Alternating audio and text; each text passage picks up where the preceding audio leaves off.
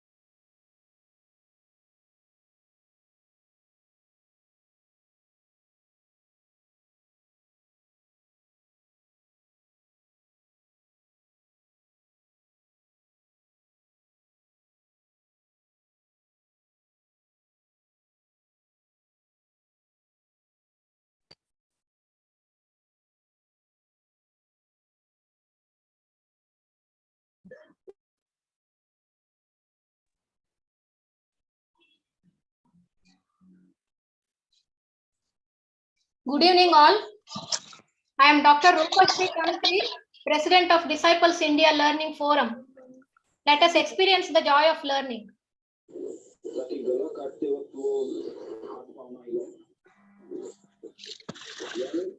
I request you to kindly mute your phone. Possibly you can sit in a place where you are not disturbed. I request you to note down the questions and ask the questions at the end of the session. Remember, a new learning is always difficult initially, but becomes a habit eventually. Today's agenda, first we have welcome journey so far of Disciples India Learning Forum, introduction of the guest, followed by the session. Disciples India Group, Bangalore is happy to present a platform purely for the joy of learning. It is envisaged to be an exciting learning platform where like-minded individuals and organizations can come together, share experiences, and learn and grow as individuals, professionals, and organizations.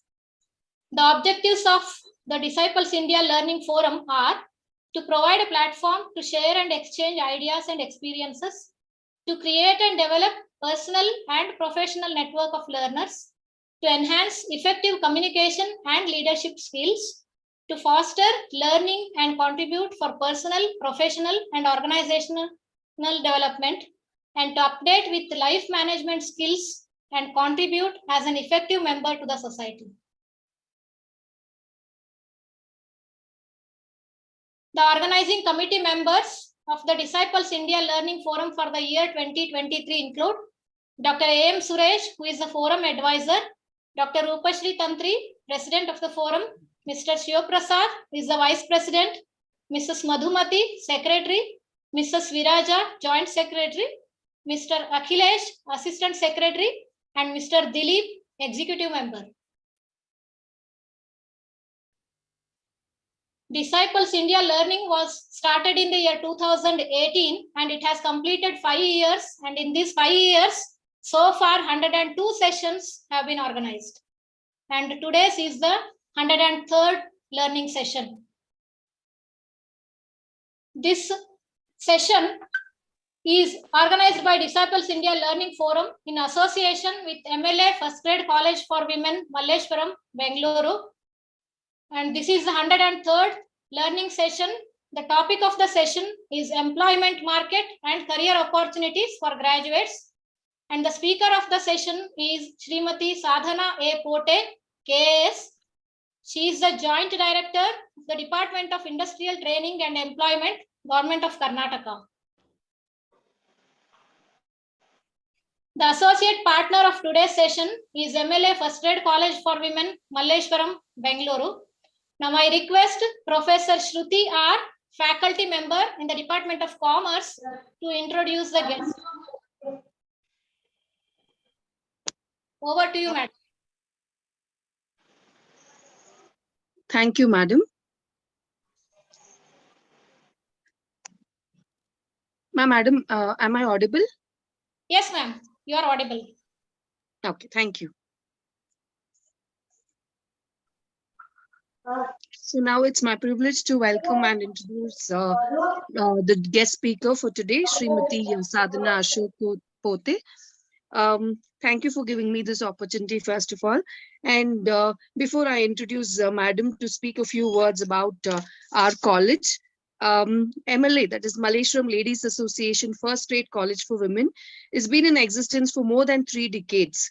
Since its inception, the institution has been striving towards empowerment of girl students through excellence in education. Our institution is one of the top commerce colleges in Bangalore. Now, I would like to introduce the guest speaker for today, Srimati Sadhana Ashok Pote, Madam. Madam has completed her MSc in Environment Biology, MA in Hindi, and MBA in HR. She's completed her KAS, that is Karnataka Administrative Service, in the 1997 batch.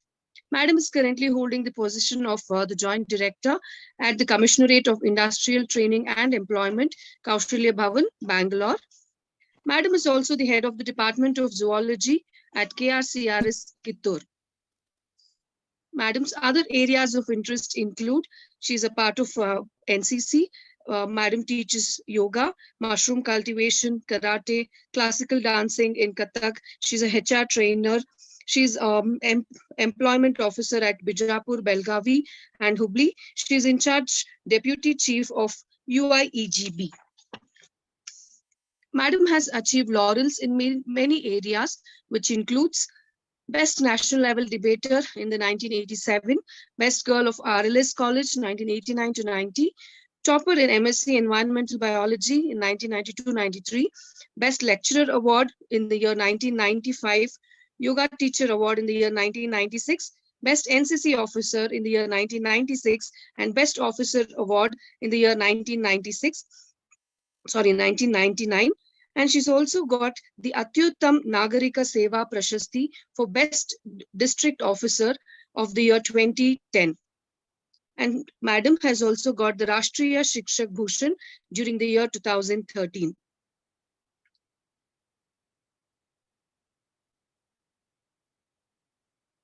It is a great honor and privilege to have you as the guest speaker for today's session, Madam.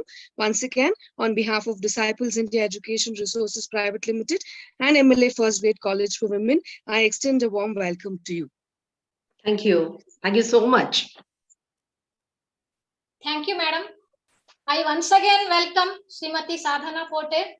Welcome, madam. Namaste. I request you to take over the session, please.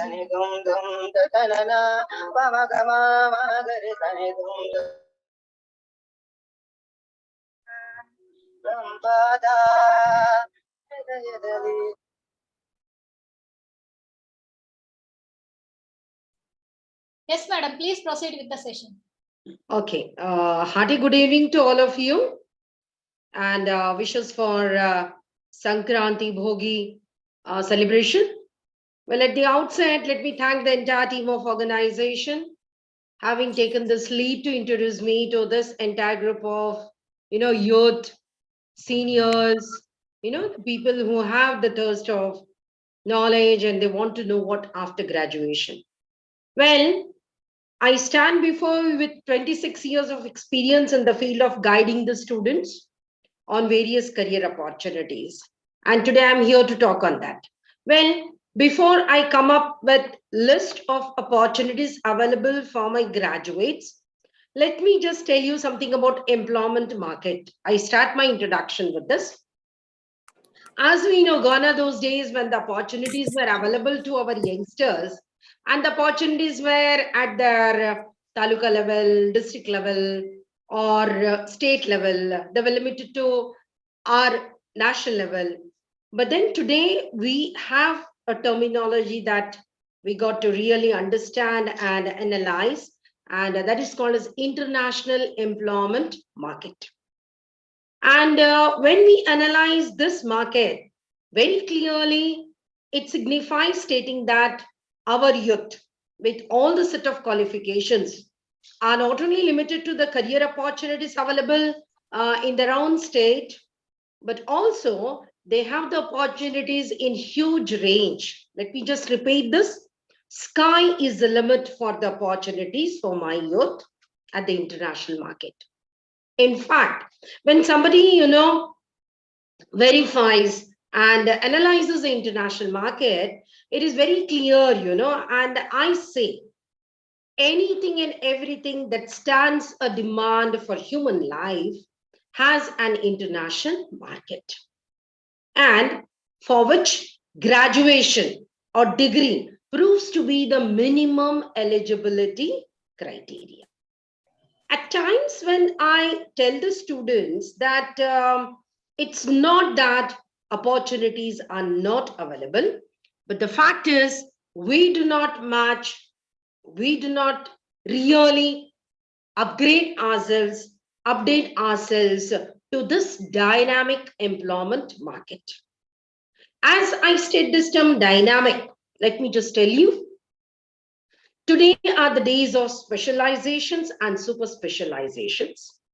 And in fact, a graduation, the knowledge at a graduation level remains to be the strong foundation for anything that you want to build up as a career.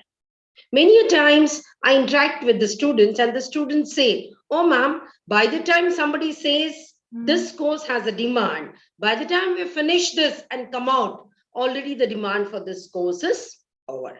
Well, that's a fact that my youngsters are facing. But remember one thing, anything that is specialized, anything that is super specialized needs a graduation at the basic level based on your passion, based on the demand, based on your career mapping, and based on the overall information that my students actually try to crave for. They would basically, based on their passion, opt for a career, which in turn means they really got to undergo an updation, a validation, and you got to have either a course done on that particular thing, or you got to really go for higher education, say after graduation, the post graduations. Am I right? But whatever it is, as I told you, your learning in Indian society totally remains what is called as theoretical. You just give the exams and you're certified. And many a times what we have seen is at most of the demanding positions, your qualification, as I said, is a must. But along with that, your experience, your hands-on job, your internship, your apprenticeship, all adds up to your qualifications. So in fact, it's very clear that whatever are the traditional graduations being perceived by my students, yes, there is still a practical orientation and experience to add upon, a certificate of on-job training, all that goes to really give lots of importance, lots of value to your qualification. And that is what I mean to say. Only graduation is a base, and your passion, your interest, the market demands, a survey on all those, and analysis on all those would definitely add up my students' additional qualifications as higher studies, or it could be a course undergone, or it could be hands-on training through apprenticeship, or through orientation, or through jobs on training. And based on this, your value for the job market enhances. Well, as I already mentioned, that it's not a fact that you do not have opportunities. Sky is the limit. So it's not what you learn. Many a times, the parents, the senior citizens keep saying that though we are qualified, we are not in a position to really have a satisfactory career or a job or an opportunity. Well, as I told you, this happens because we have not been able to define the term career in a proper sense. At times, I keep interacting with the university students, with highly qualified youngsters, or I keep going to the graduation level. And when I ask them, what do you mean by career? My interactive, sessions clearly are based on what is the feedback I get from the students. Well, let me just tell you, in today's competitive era, where social status quo is added up to define a career, for most of the children, most of us, career is something that can fetch me a great salary package. Or, once again, if I go back, it's nothing but a job or the opportunity or the chance I got to take up some position in some organization. Could it be public? Could it be private? Could it be corporate? Or could it be something that I want to do on my own? So it's something that I have got and I keep doing for the sake of doing. When the definition of career, the understanding of this terminology career, is restricted only to these two things, either fetching me a great salary package or keeping the social status quo, I get something that I do it for the sake of doing.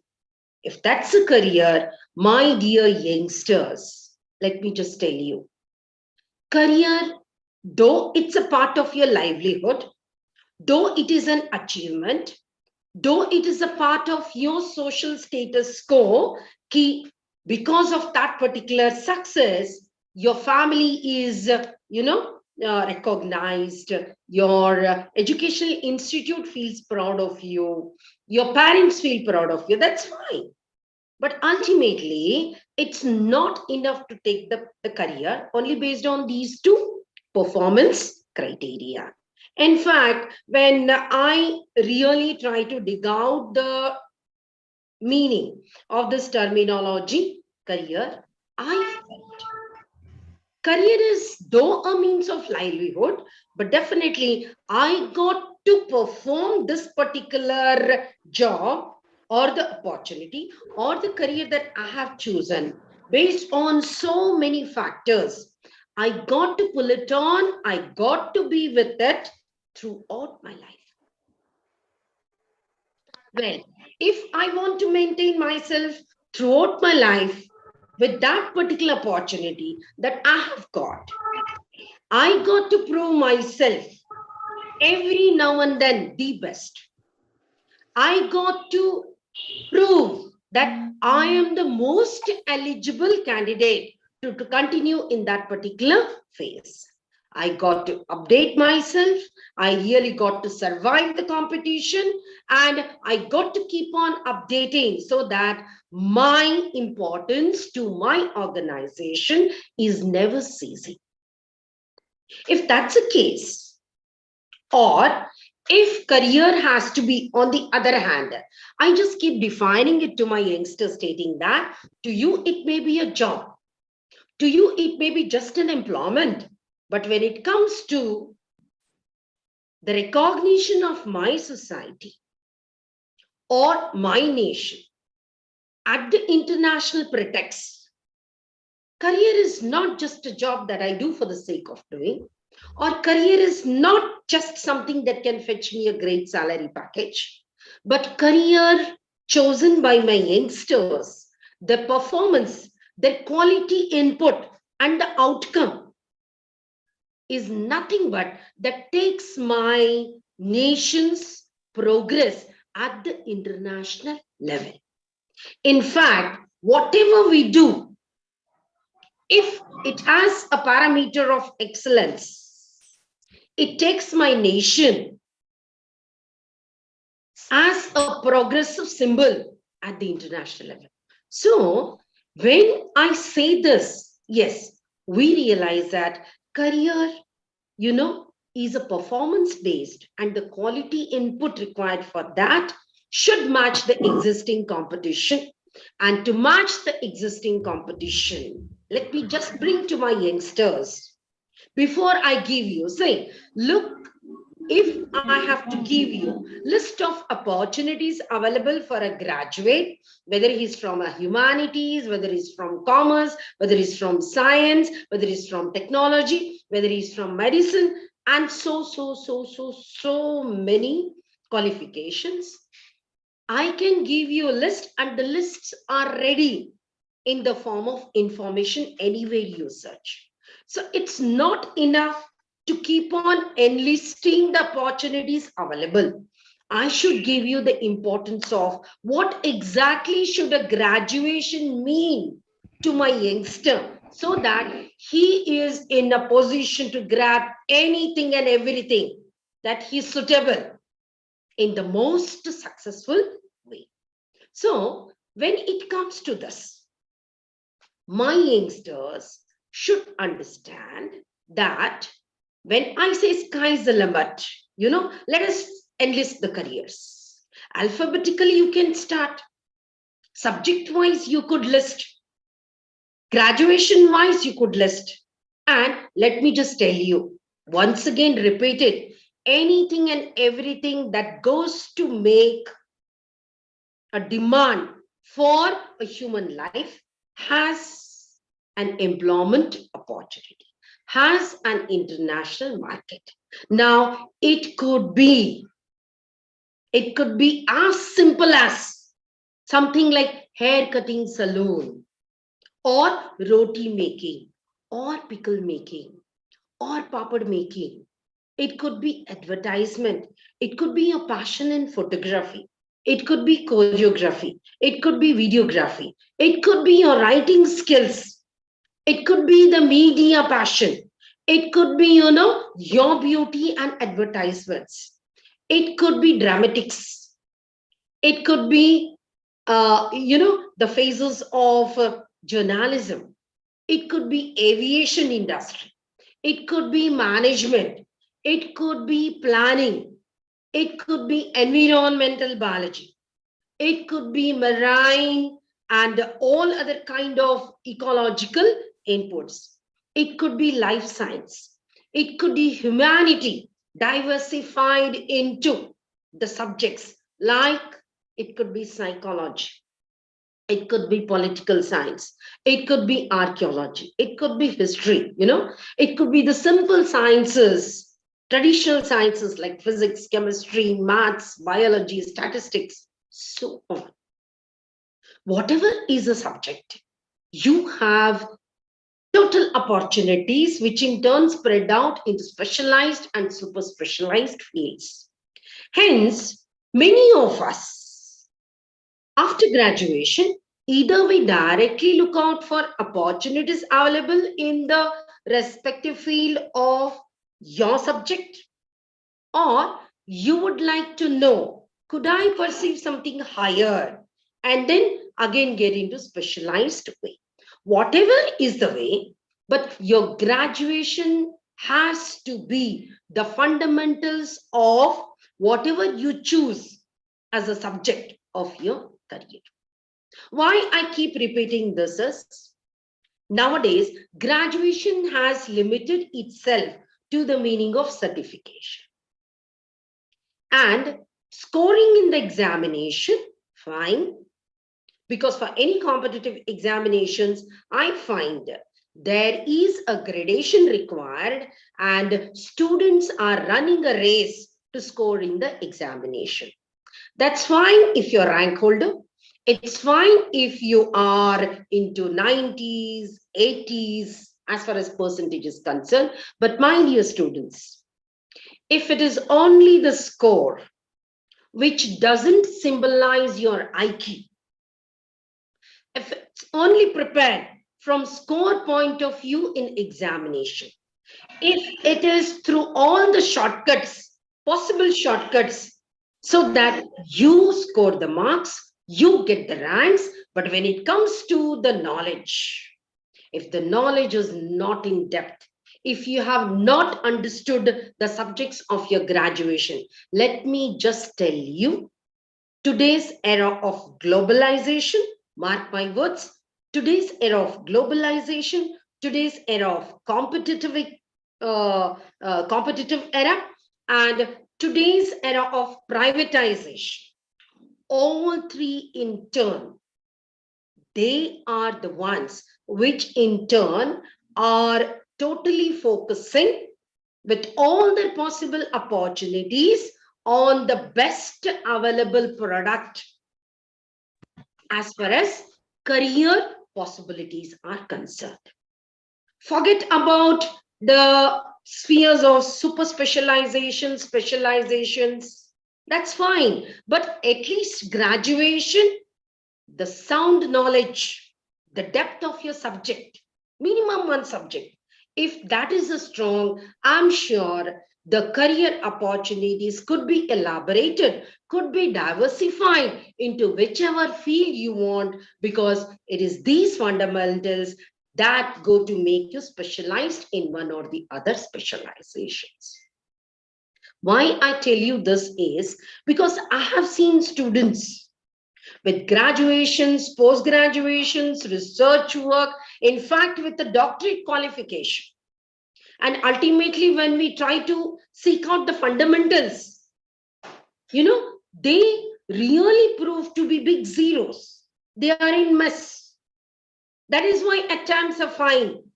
Who is a specialist? Somebody was trying to define. In today's employment market, when the career opportunities are getting specialized and super specialized, what happens to my education asset? We only find ending up with one particular definition stating that specialist is a person who knows everything about nothing and nothing about everything.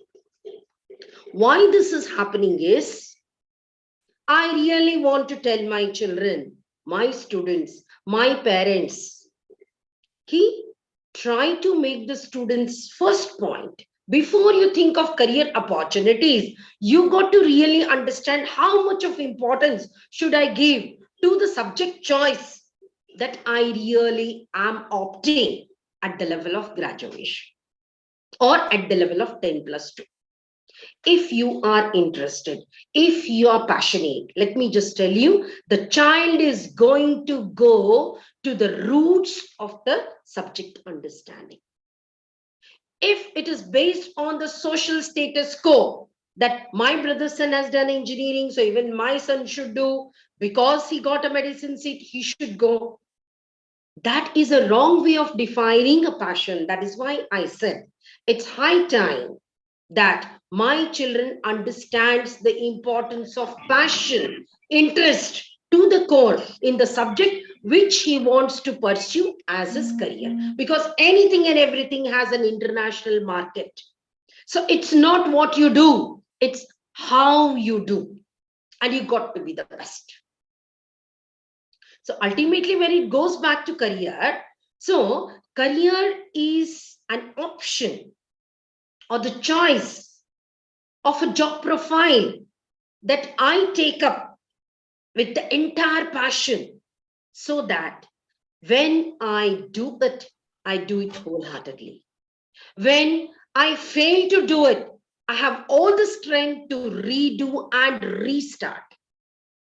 Whatever are the obstacles, whatever are the problems, I face them boldly because I'm interested, I'm passionate, and I try, I retry, I give all the inputs, I match the competition, I try in an innovative way, I try to have the creative aptitudes so that my way of taking this career would be totally full of competency, full of innovation, full of creative inputs, so that again and again, when I keep doing, I get experienced, I perform better, I am the best. When somebody, I look back and I look at my career path, I'm proud that it is this career because of my choice, because of my passion. It has taken me to the international fame,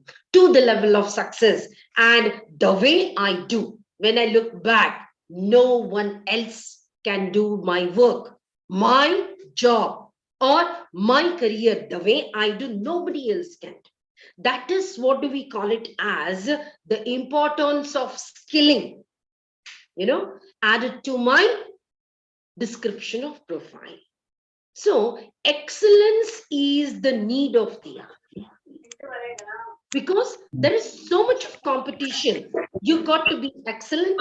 You got to have all the innovative aptitudes. You got to have all the creative aptitudes so that you match the competition. Oh, if that person is doing like that, how can I do so that I go ahead of it? And also, I got to create a difference in the way I work. And as we know, that there are lakhs and lakhs of students competing for few positions. Let me just tell you, the best would be given a chance. Am I right? So why I tell you is, at times when I ask the degree students in colleges, or universities when I go, my simple question of understanding whether my student, my graduate is gaining the knowledge as far as core understanding is concerned. So my simple questions, we keep on counseling the students. So few questions that I throw at the students.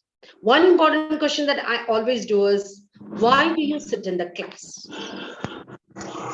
Why do you sit in the class? What do I get the answer? Ma'am, attendance. So if attendance is the botheration for you to sit in the class, my dear students, you would be physically present, but mentally, you would not be 100% giving your inputs to the depth of the knowledge.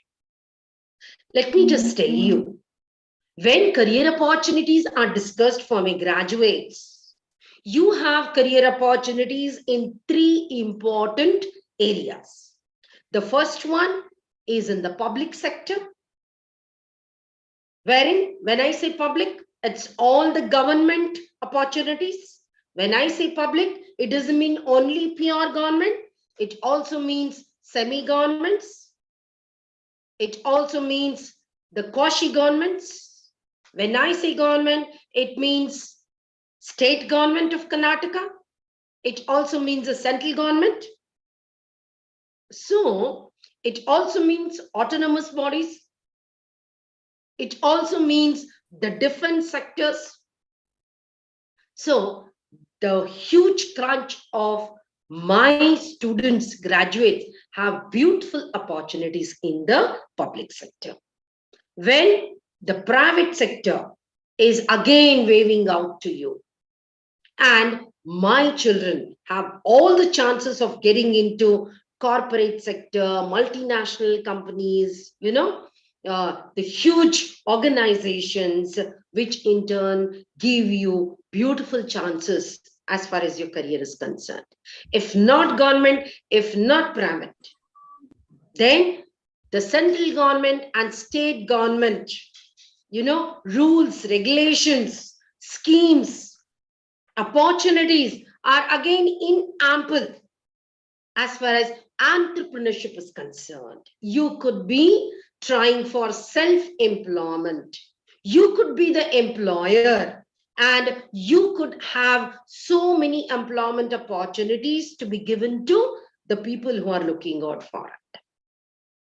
As my children know, we have lots of opportunities with Startup and Stand Up of India.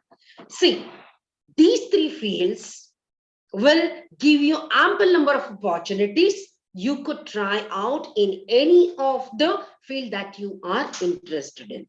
But the only thing, once again, I keep repeating, your knowledge is the greatest weapon for your career success. Because at times I find there are complexities developed in the minds of the children. Say, I have done my graduation in a specific field. Now, you feel insulted if you don't get a proper opportunity in that particular field only. Most of the times, the comparison of other child, other competitor that he was successful, you could not, should not happen, because there are so many ways for you. You should not depend on one particular opportunity. You should also try to have all the possible options that you could fall back upon. Gone are those days when, why gone are those days? Even today, I find that the social status quo attached to a particular career doesn't allow my child to explore other opportunities. We are hypocrites. Somebody does one thing and gets success in that, all would follow the same cue. That is why any new qualification within no time gets mushroomed up, gets stagnant, and then the opportunities are over. Why can't we look out for something new, something in demand, and then try to know whether I fit into it, update myself with all the additional inputs, which could be in the form of additional course to be done in that, skilling up, or going on hands-on job, or joining some apprenticeship, or taking up some internship, so that all this in turn will give you the perfect finish, so that you in turn could face the opportunity in the best way. Well, whatever it is, let me just again come back stating that for the students who want to try for government jobs, the government jobs start from simple clerical cadre up to gazetted probationary officers. To get into public sector, let me be very clear, you got to appear for the competitive examinations. And once you clear the examinations, then you will get into the job. There is no other way of getting into the public sector without facing the competitive examinations. Private sector, yes, it's your profile, it's your experience that in turn adds up to your qualification. And in private sector, my dear students, because I have seen people, in private sector getting into anything, any organization that they get a chance, somebody pays you 500 more, 1,000 more, 2,000 more, you just quit this, you get into some other organization.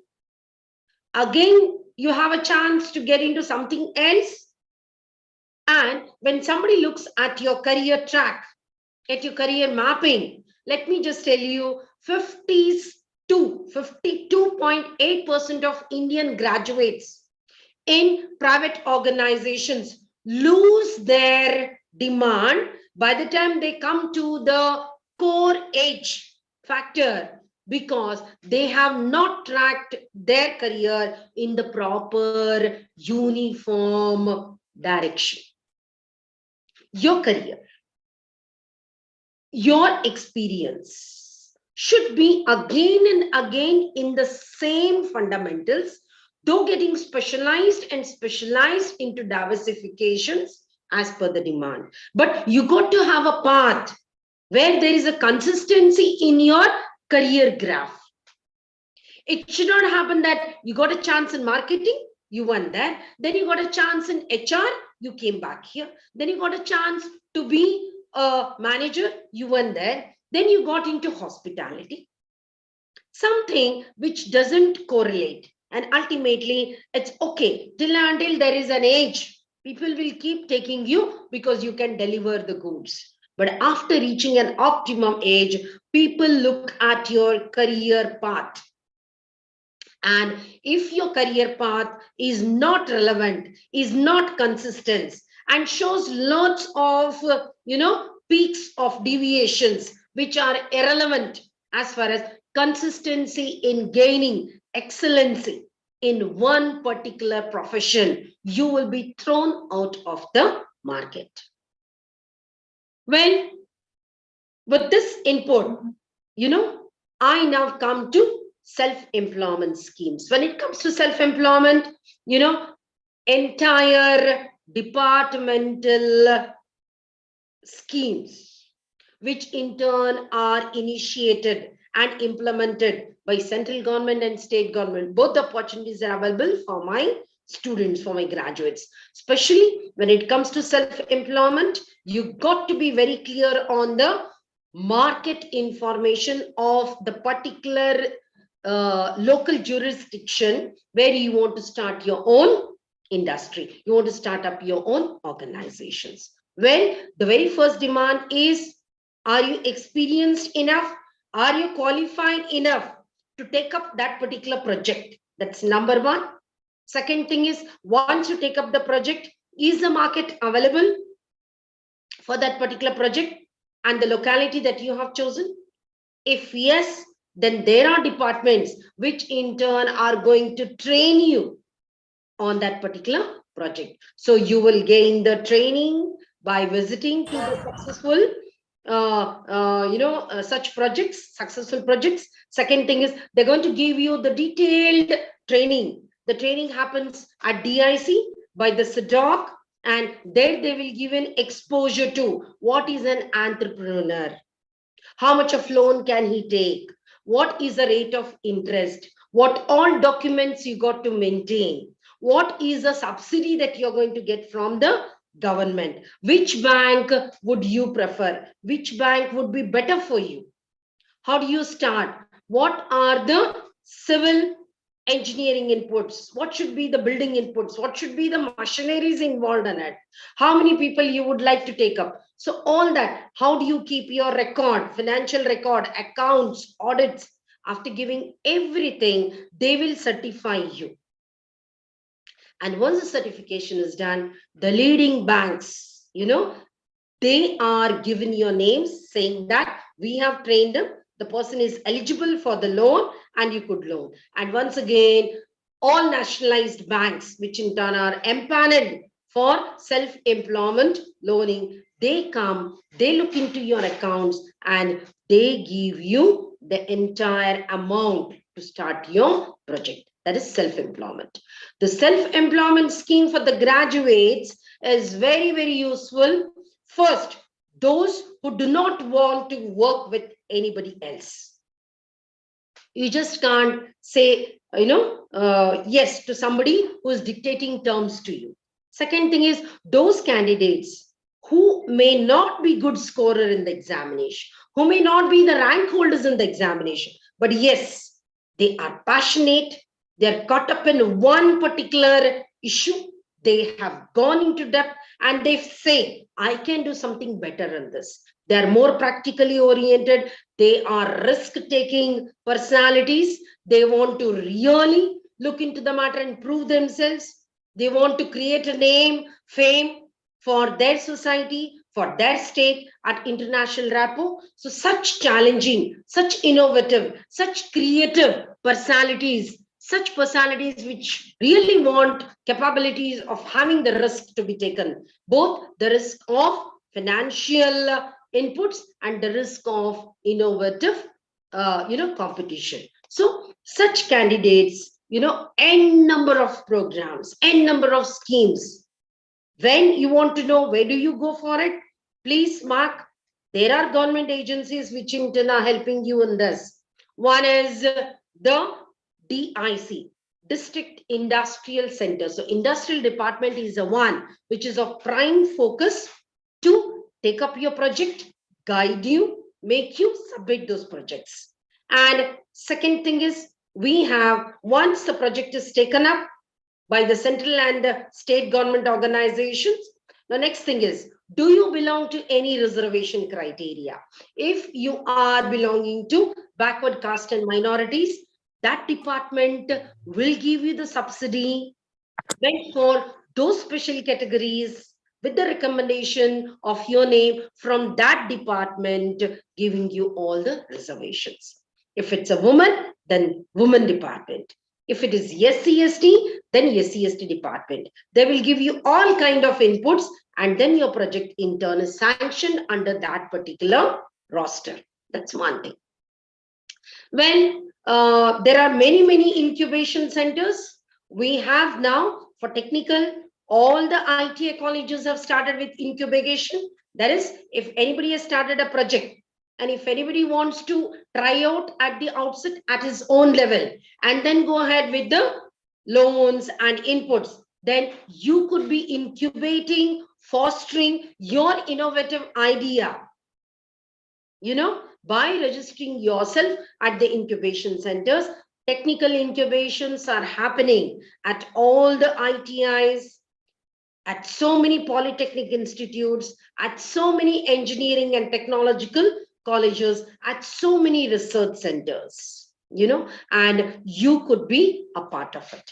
As I'm from skill department, there is a department called skill, and there you have even the skillathon, wherein whatever you have done, you must have done as a project, you must have done, submitted some technical innovations when you were a student, the same basics, just look into. If nobody has done, if it's an innovative part of your project, then please come and join our skillathon conducted by skill department. We have our managing director, MD sir by name, Ashwin Gowda, and you are welcome to the Kaushalya Bhavan in Bangalore, which takes care of all the innovative, projects, which in turn are to be incubated, are to be better skilled, are to be oriented, are to be hands-on. All will be taken, and your project will be, given a chance to take the part at skill competitions at various levels. So that's, and self-employment in turn doesn't have any limitation.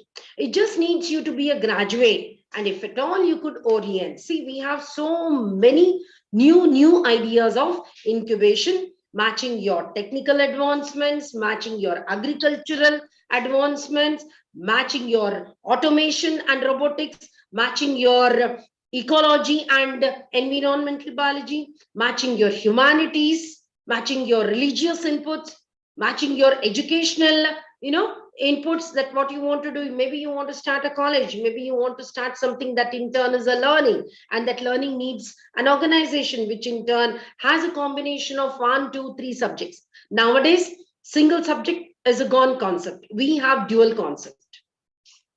It could be not core subject of science, it could be biophysics, it could be biostatistics, it could be biochemistry, So sky is the limit for new specializations and new super specializations. But again, your graduation remains the platform for anything you want to do. When it comes to the situations, let me just now give you an opportunity. What all opportunities are available? So for example, we have the courses.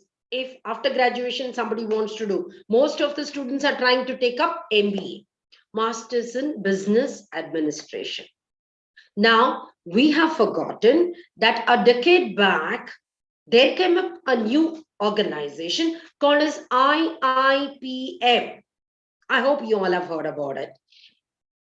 Indian Institute of Planning and Management. So, with MBA, of course, a number of opportunities available for my students. as far as management, finance, marketing, etc. are concerned. But my core point out at this session is, please look into the qualifications of planning also. That has a great demand. Only management, enough of it. Today are the days of planning and management. I think somebody should take up a concrete decision into it, and dual MBAs in turn would definitely give you a better perspectives. Along with that, please join the institutes where MBA doesn't remain a theoretical subject, wherein you get maximum exposure to the international market. That's very, very important. Well, we have, what do we call it as, say, for example, if I have the students which in turn are with the BCom graduates. I heard madam saying that MLA college is basically into commerce, right? Most of my students know ki after BCom, we got to do MCom. And then perhaps there is a research field available to you. There is, the philosophy available to you as far as commerce is concerned or commerce subjects are concerned. But once you finish your graduation, higher studies, yes, it will give you the field of research. You could be a research associate. It will give you the opportunity of being a teacher, being a lecturer at high school level. If you do B.Ed, fine. Or the college level, you could be MCom and further studies. That's a teaching part of it.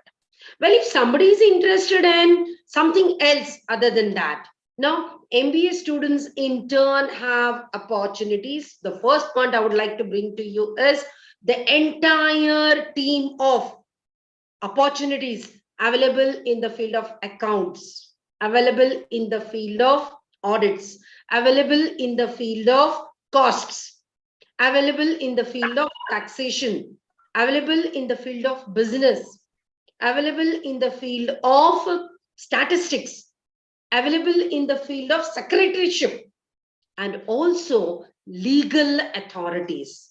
The commerce students has a beautiful opportunity to join any of the field of this choice. Now, all the choices that my students know is MBA or MBP or CA or ICWA or MCom. This is what in general most of us know. But have we understood the terminology CFA? That is nothing but Chartered Finance Analyst. It is one particular specialized field for the students who in turn are passionate about chartered accountancy. That's one thing. But in that only, with all the computer knowledge and all the data analysis, if you could do your course, you could have a beautiful opportunity which is soaring high for commerce graduates in today's context. That is called as chartered, that is finance analyst. That is one thing. Well, we also have something for the commerce students to undergo as a course and then find the opportunities there. That is called as BAT. That is called as business accounting taxation. So this course can be done. Then we also have one more course for the commerce students, which in turn can give them better prospectus as far as their entry into the zones of higher career opportunities are concerned. That is called a CMA, which is nothing but Certified Management Accountant, CMA courses. We do have what we call it as CPA. These are all the new courses that are available. Now, CPA is nothing but it is a Certified Public Accounting Opportunities. You could be a CPA, like the way you are a CA, you could be an authority of public accounting. Especially this particular field is of great importance when it comes to the acts of government like KTTP Act, Transparency Acts, which in turn are the acts, which are the legal provisions to take it to see that no public money while implementing should deviate into the corrupt kind of concepts. So my children with BCom background have a great opportunities if they could go into these certified courses. And we also have what we call it as FRM, There is financial risk manager. This one particular orientation or course is very, very close with, once again, I don't know, we still are into commerce, but then there are some states, there are some universities which have come up with graduation in what we call it as actuarial science. Most important type of qualification that is needed for commerce students. In fact, it's a blend of a financial manager or a financial analyst or a data analyst. It's a mess. It's a combination of all this that is called as actuarial science. See, it's nothing but the way we go to a fortune teller and we say, what is going to be my fortune next? Similarly, the graduates, if you have done BCom, you could think of having some orientation course in actuarial science. In fact, you don't have actuarial science as a graduation. So you could think of, what do we call it, as the FRM. And if you do this course, you would be a person who intern with actuarial science. As I was telling you, actuarial science, it is nothing but a science which in turn goes and tells the fortune to the business people who have invested money in crores and they don't know. Today I have invested.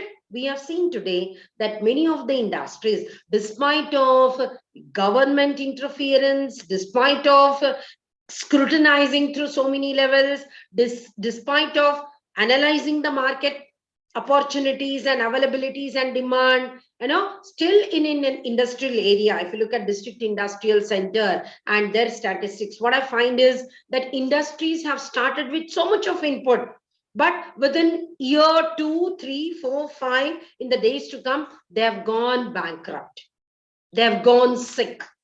And in Karnataka, we have the statistics stating that of the industries which in turn were started in a decade, almost 56.7% of the industries are running sick, which means that industries, could it be my own investment or could it be as an entrepreneur, you want to invest by taking the loan from the banks. Now, it is very, very important for us to understand what is going to be the future of this kind of investment. And actuarial science or financial risk manager is a person who in turn studies all this and in turn is able to give guidance to the people who in turn would love to know what would be the status of my investment, how much of benefit, how much of profit, how much of loss would I be incurring once I invest.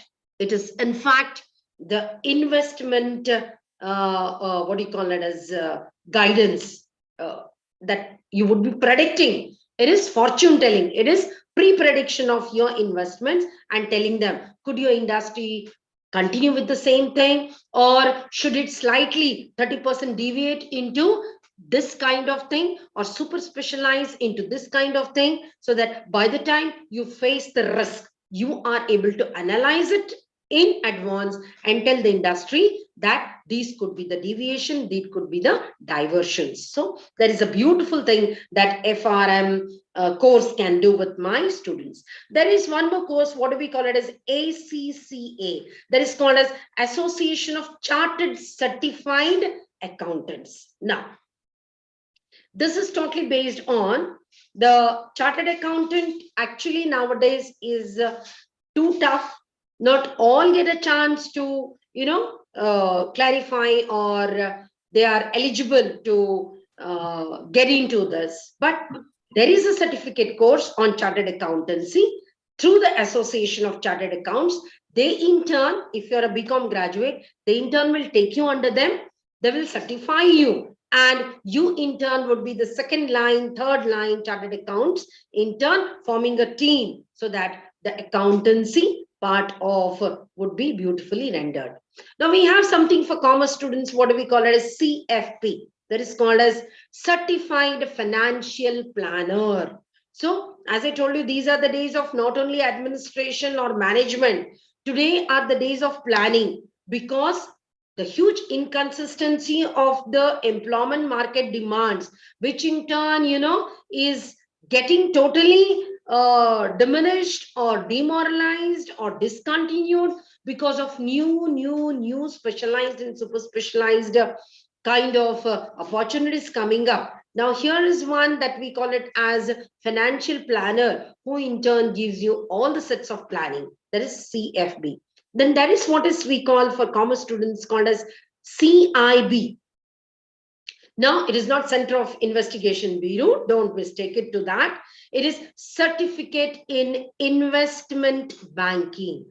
You know, today, when it comes to the international banking or international business, you know, the banking system is undergoing renovation. You must have seen, you know, the greatest bank like State Bank of Mysore, you know, it just got integrated with SBI. So many banks in turn are, because they're not in a position to survive, they don't prove to be viable when it comes to the targets that are to be achieved at the international level. So here we have what we call it as certificate in investment banking. So this is one particular thing which in turn is going to give you clear idea on a common man, whether he should invest. If he should invest, then how should he plan in his investment? Should he investment in this plan, this product, that product, which bank, nationalized bank, private bank, all the share, you know, market in turn is studied by them, stocks are understood by them, and this is a study where in turn it gives you all the array of investments, and you would be an advisor.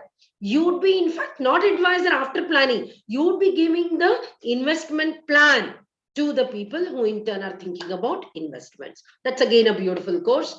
Then we also have digital marketing and all coming up, and BCom students online with all these inputs. You could also have the business online done for you, right? So a few things. Time is very short because I conduct such workshops for the entire day, and I feel ki time is a constraint and I should. Now, when it comes to the government sector, I just want to tell the graduates how beautiful opportunities in government sector. Let me just tell you the first trend that is happening. My graduate ladies and gentlemen have the greatest opportunity that's coming up in the field of defense, and that is called as Agnipath and Agniveer. As it's a burning topic, let me just tell you, any person who is 10+2 or pursuing his graduation, first year, second year, third year, provided you are within the age limit of 17.5 years to 19 years, this particular project is open up for you. In fact, 19 years has been relaxed to 21 years, and you have an opportunity to join Indian Air Force, Indian Army, Indian Navy as Agniveer, irrespective of whatever is your qualification. The eligibility criteria for this is need not be a graduate. Please encash this because you are within the age. Of course, as a graduate, if you are in first year and you feel you can be left out, you want to be a graduate, Indian Defence Services had tied up with the universities.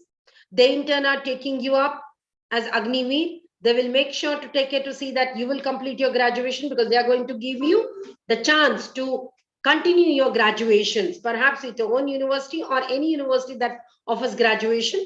So you have 4 years chances. 4 years, it starts with 30,000 salary.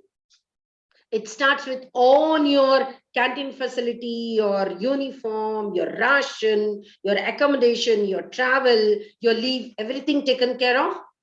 At the 4th year, you would be raised from 30,000 to 40,000. Exclusive of all the additional perks that you have. Once you have this 40,000, 4 years completed, 25% of the graduates or 10+2 who are pursuing graduation get this opportunity, you get selected, then 25% of the entire whatever they have taken up will get a chance to continue permanently in the defense. That is number one. 75% of the students, if you want, you do not want, it's only the selection criteria, 25% can continue. If you do not want, you are coming out with the certificate as Agniveer. Any central government, any state government, any police authorities, any paramilitary forces, any border security forces, any competitive examinations, whether central or state, has a reservation for Agniveer, the way we have the reservations for ex-servicemen quota.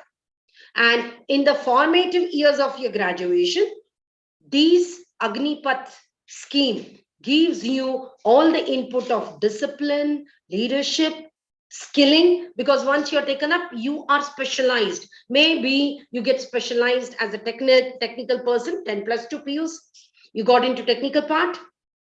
Now, you may be specialized in signals. You may be specialized in map reading. You may be specialized in surface to air missiles. So you get skilling, you get graduation, you have the weightage, you are more disciplined a leader, you have cert for nation, and people are there to give you more importance and take you up. Okay, so that's a beautiful thing that in turn my defense services are offering you. Again, coming to defense, with the graduation, earlier it was only technical or medical graduates. They could entry into the armed forces as medical officers or technical officers. In fact, it's only a decade past that even women were given a chance, but only with engineering and the medical background. But today, let me just tell you, friends, BA, BCom, BSc, or BBA, BCA, any graduation with recognized university has a chance for you to get into the services. You have what do we call it as short service commission examinations. We do have officers training academy. We do have combined defense service or CDS, which in turn conducts the examination and you got to apply for it.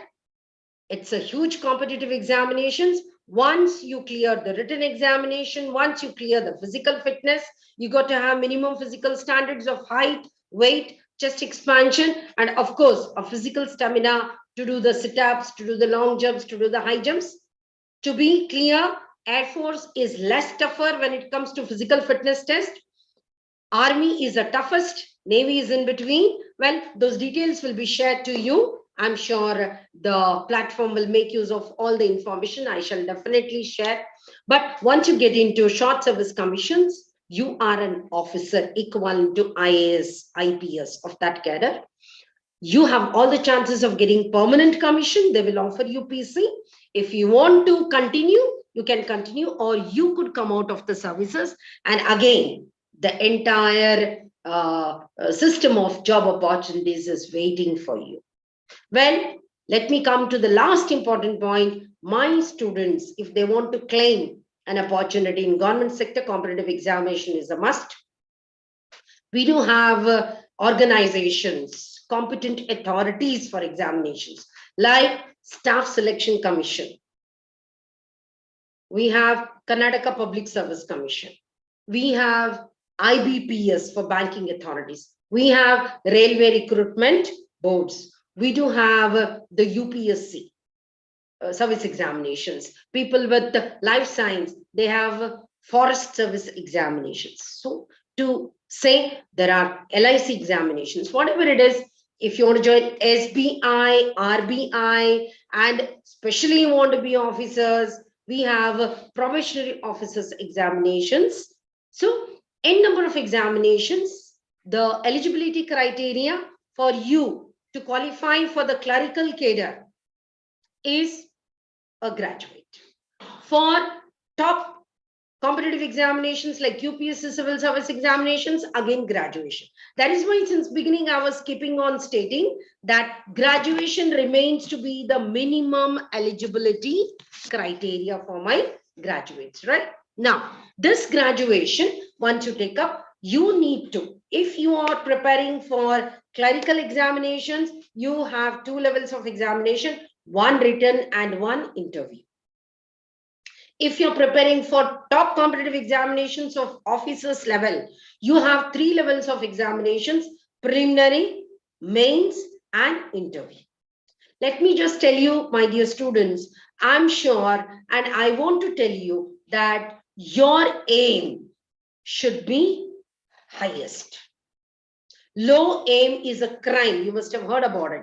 So if my children want to join the public sector, you should be aiming at the topmost competitive examinations so that your preparation, if you're not able to clear those level, at least down the lane, you'll be able to clear one or the other examinations. Even today, my common man or a common thought process of a graduate is, till the age is barred, my students, almost 74.7% of the students keep trying for government jobs. Why? One is you're more secured, you're protected, and you feel an honor because they are the services. Yes, government jobs are the services, but the service oriented mentality has to be there. Because they're safe, because they're secure, for few posts, lakhs and lakhs of students are competing for it, because the eligibility criteria is pass in a degree, any degree from a recognized university, right? And the second point, it's very clear that there is no need that you should have cleared your graduation in one chance. You would have failed and again you would have taken up and you would have cleared. But by the time the age limit is crossed, you should have cleared your graduation within that. There is no obligation that you must be a regular graduate. You can be an external graduate from external open universities. See, look at this. I would like to underline few important points. If you want to be an IAS officer, if you want to be an IPS officer, you want to be an IRS officer, you want to be a civil, bureaucrat under one particular examination of UPSC, all the cadres down the services are available to you. And the funniest part is, I'm not bothered about banking or staff selection or KPSC and UPSC. They are the highest, level of competitive examinations. But when you look at the qualification, it's just pass in a degree. So why I want to tell you this is, such services, the topmost positions of Indian police services or administrative services or civil services or foreign services or down the lane, any services, they need the real personalities. It is not enough for my graduates to score high in the rank, be the rank holders in the universities. That's fine, good. But along with that, they are looking up at individual values. That is why you may have cleared preliminary. That's the first phase of competitive examinations. Whether it is SBI probationary, whether it is RBI, whether it is KPSC, whether it is UPSC, okay, whatever it is, high level competitive examinations, preliminary is objective question paper, one question, 4 answers, negative valuation, time constraint, and you be thorough, perfect in choosing the answer, which in turn will make you qualify for the next level, that is main examination. What is the saving ratio? As I told you, for few hundred positions, say 760 positions, you have 3 to 4 lakh of graduates applying for it. So preliminary examination, whoever applies for the exam, whoever fills up the form, gets a hall ticket. You write the exam. But from preliminary, when you are taken to the mains, complying by all the roster, complying by all the reservations for different category, the saving is, for one post, only 20 students are taken from the first level to the second level. Look at that competition. That's what I'm saying. It is not enough for you to score in the examination. Graduation means you are proficient in one subject that you have taken up in your graduation. You have strong fundamentals.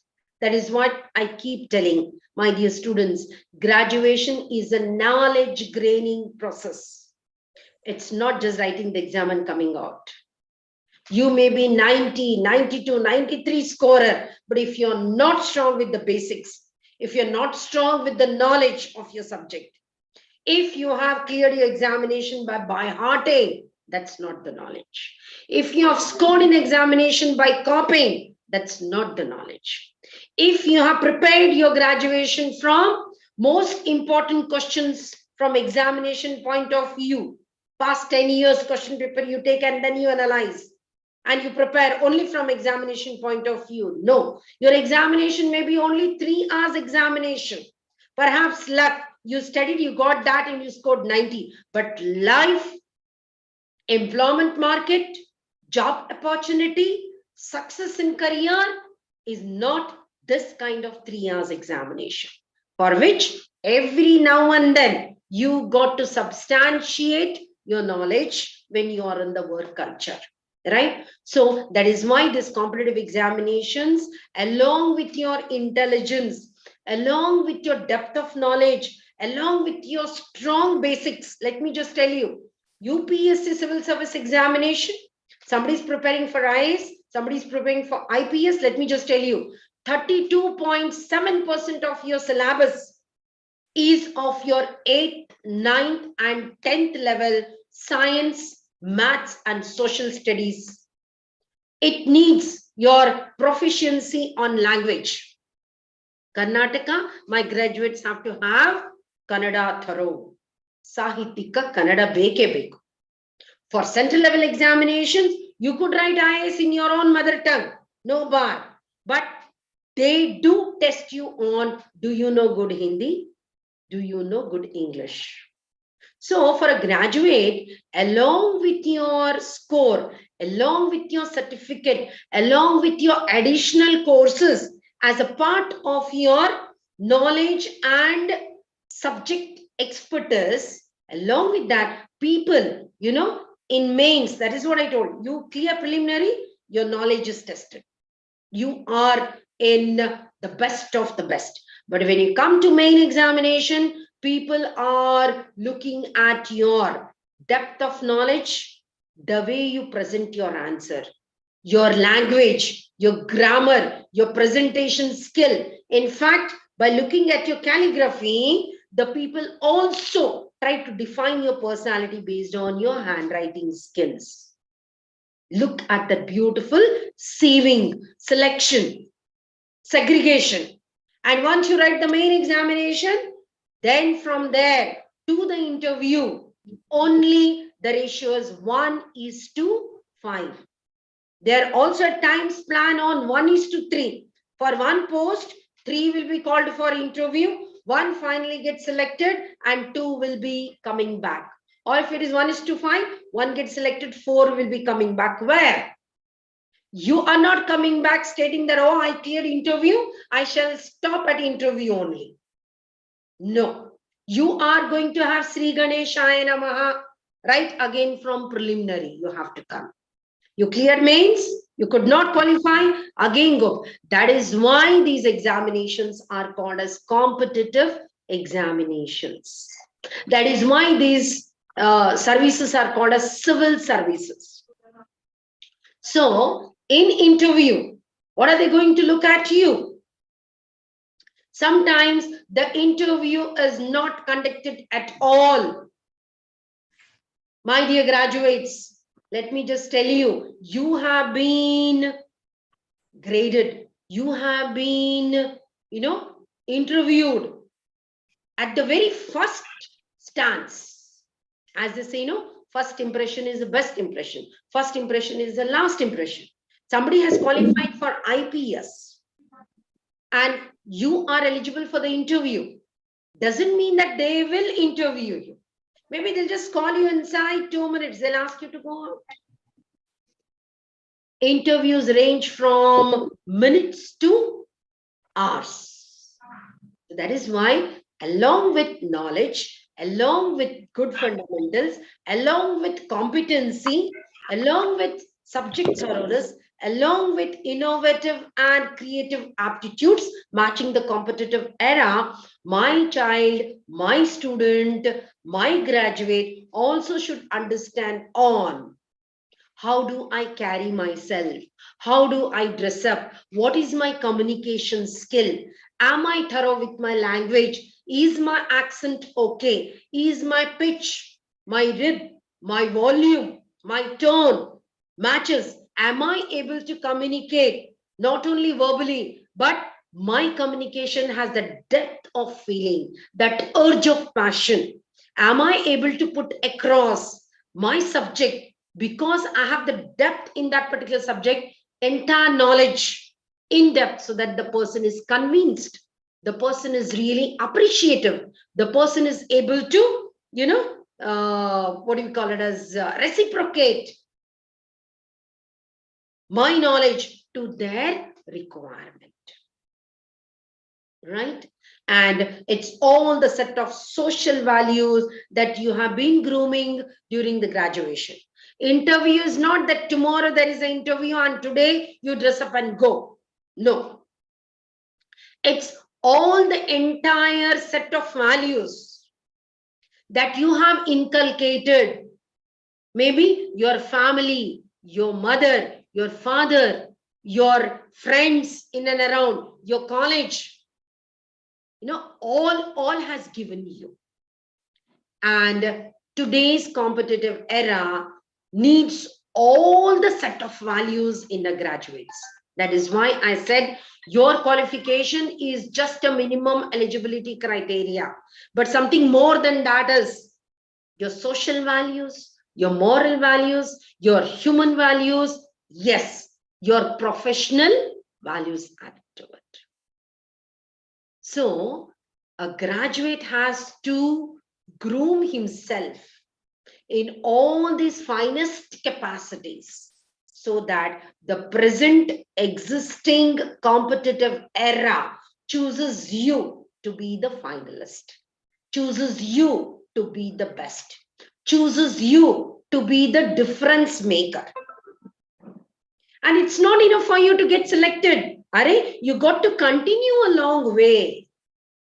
You got to really earn the laurels. You got to really take the name of your school, your parents. You have to earn the awards. You have to earn the laurels. And for that, you really got to be best every point of time. You got to prove yourself. And as I told you, if this is the case, only passion can bring the best opportunities to you. My only concern is, please don't feel bad. As I told you, opportunities are available everywhere. Today, I find the person who has worked for so many years in software industries, drawing lakhs and lakhs of salary, has gone back during Corona to do the agricultural activities. In society, please take out this concept. I'm not bothered about what is my satisfaction, what is my contentment, where there is a demand. Can I give a try? Let me just tell you, my dear students, your learning is knowledge. But when it comes to skill, let me just tell you, our own family traditions, family businesses. Somebody could be a carpenter, somebody could be a goldsmith, somebody could be a blacksmith, somebody could be a singer, somebody could be an artist, your forefathers could be painters, they could be the sculpturers, they could be anything. And those genes have come into your blood. And maybe you could encash those passions, those genetic inherited qualities that go to give you better skill, genetic constitution. That is what the entire skilling era is talking of. Training you, skilling you, along with the graduation, and then putting you in the particular this. So only training is not called skilling. You have inherent passion, you have inherent interest in that particular field, so that you can prove better. I just have one particular instance for your narration. When I was coaching my students for IAS at Rao's tutorial at 5th Cross, Malleshwaram, long back, one day there was one aspirant, civil service aspirant by name Abhishek Banerjee, and he comes to me and he says, "Madam, ये मेरा last chance है. अगर इस बार मैं नहीं clear कर पाया, तो आप कुछ मुझे guidance देंगे? What do I do?" So then I said, "Abhishek, look here. Your profession, your career, you have to take it long, lifelong. You cannot afford, getting bored out of it or losing it or becoming a bankrupt in it. You always want to be successful. You always want to do it in a new way. Every new coming day should be a challenge. Every new coming day should be a new enthusiasm. This can happen only with something that you're passionate about. I told him, Abhishek, I don't have time because I had the next class. And I said, do something that you're passionate about. Look at this. Abhishek Banerjee, who was an engineering graduate from IIT, who had come here to be a civil servant, wanted to be an IAS officer. But after 10 years on Facebook, when I got the same boy, I said hi to him. I said, Abhishek, did you clear your civil services? He says, no, madam, I could not. So what are you doing? He says, madam, that last word of yours, that do something that you're passionate. Let me just tell you, madam, I'm drawing more than an IAS officer can draw. And with your guidance, I went back. I belonged to a family which was into hair cutting salon. My grandfather, my father, I was always as a child sitting with them and seeing and being passionate about how do they oil, how do they put water, how do they give the cut, how do they set it, all that was there in me. And when I studied the international market, I felt there is a great scope for hair cutting salon. So I went back in western part of Calcutta. My grandfather had half an acre of land. And I started, though I had never learned hair cutting, but there were so many beauty parlor and beauty concepts coming up that there were colleges with courses on these hair spa, hair sitting, coloring, dyeing, all those things. So I took 11 specialized people under me. I started with a name, Abhishek's Men's Specialized Parlor.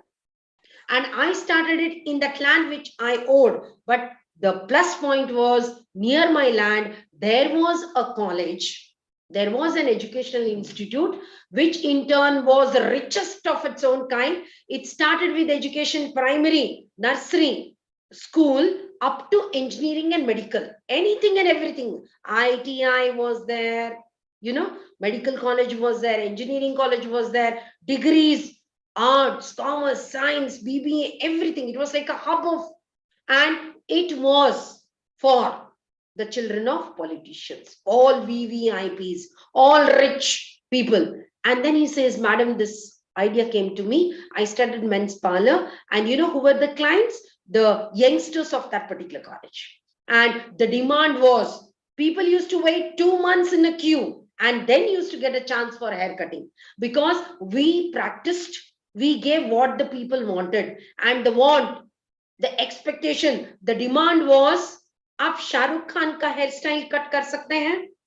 Before Shah Rukh Khan's film was released, the youngsters were wanting those hairstyles. They were wanting the hairstyles of Salman Khan those days, and this particular men's parlor, Abhishek's, was giving not only those haircuts to the satisfaction, but they were maintaining it every 3 months till that particular style was in trend. So for cutting, giving that haircut and maintaining that for 11 months, the charge was, those days he says, madam, I charge 10,000. 10,000. And for the 10,000 in a day, if there's huge queue, 25 people, imagine 2.5 lakh. How much do I spend out? Even 50,000 is given out. 2 lakh per day is my earning. That too in queue, people. Day and night we work. So my entire thing is not that you all start your hair cutting salon. I'm sorry. I don't mean that. Because somebody does, everybody is behind it. It shouldn't be like that. But my only sincere request is, please do not care for what people say. People would have laughed at Abhishek, saying that he had gone to become an IAS officer and came back with the concept of hair cutting salon. No, it's not like that. Please don't bother what people say. People may laugh at you today. People may make fun of you today. But depending on the demand, no work is more or less. It's only in India that we do not have dignity of labor. Go to Europe. When I visited, I found there is no special qualification for anything. It's only based on your experience. It's only based on your interest. You want to be a cabin driver? Yes, you can be. You want to be a pilot? You could be. The same person who was driving a tram, the same person, I found him sitting in a neat shop giving you the groceries. I was a little confused. I said, sir, I've seen you. Yes, it's a number of hours. Everybody's equally paid. Anything you do, there is nothing more or less. But only is in India, this dignity of labor is not there. But the type of demands we are developing in the international market. I just give you Manjula Biradar. She came to me. She's just fourth pass when I was in Bijapur, my first posting. She comes and says, Madam, only you will do a job or you will give me also a chance. I said, yes, I can suggest you. What is your qualification? When somebody asks me job, I ask the qualification. She says, Nakane tenu pass agilre madama. And I was bothering, then what are you going to do? You have not passed 4th standard also. Then she says, Madam, my financial conditions are so bad. I am a woman of Gaudri Mantara, very prestigious family. And my husband drinks, the family is dying of hunger, but still that ego of you being of a particular family. Gaudri adhan madbardu, Gaudri idhan madbardu. So she said, Madam, I'm ready to come out. Please give me something. I said, it's not me giving you something. What are you good at? Today, when the same question is asked with a PhD student, what subject have you done the research? You have taken doctorate. Confidence, with confidence, my children are not able to stand before me and say what they have done. Your graduations, your post-graduations, your higher qualifications, if it cannot give you depth of knowledge, if these certifications cannot give you confidence, if they cannot give you the capacity of convincing the person who is against you, if they cannot give you the competency to match the competition of the international market, what use of are these graduations, certifications? Look at this Manjula Biradar. I said, Naan yen kodtini mukhya alla.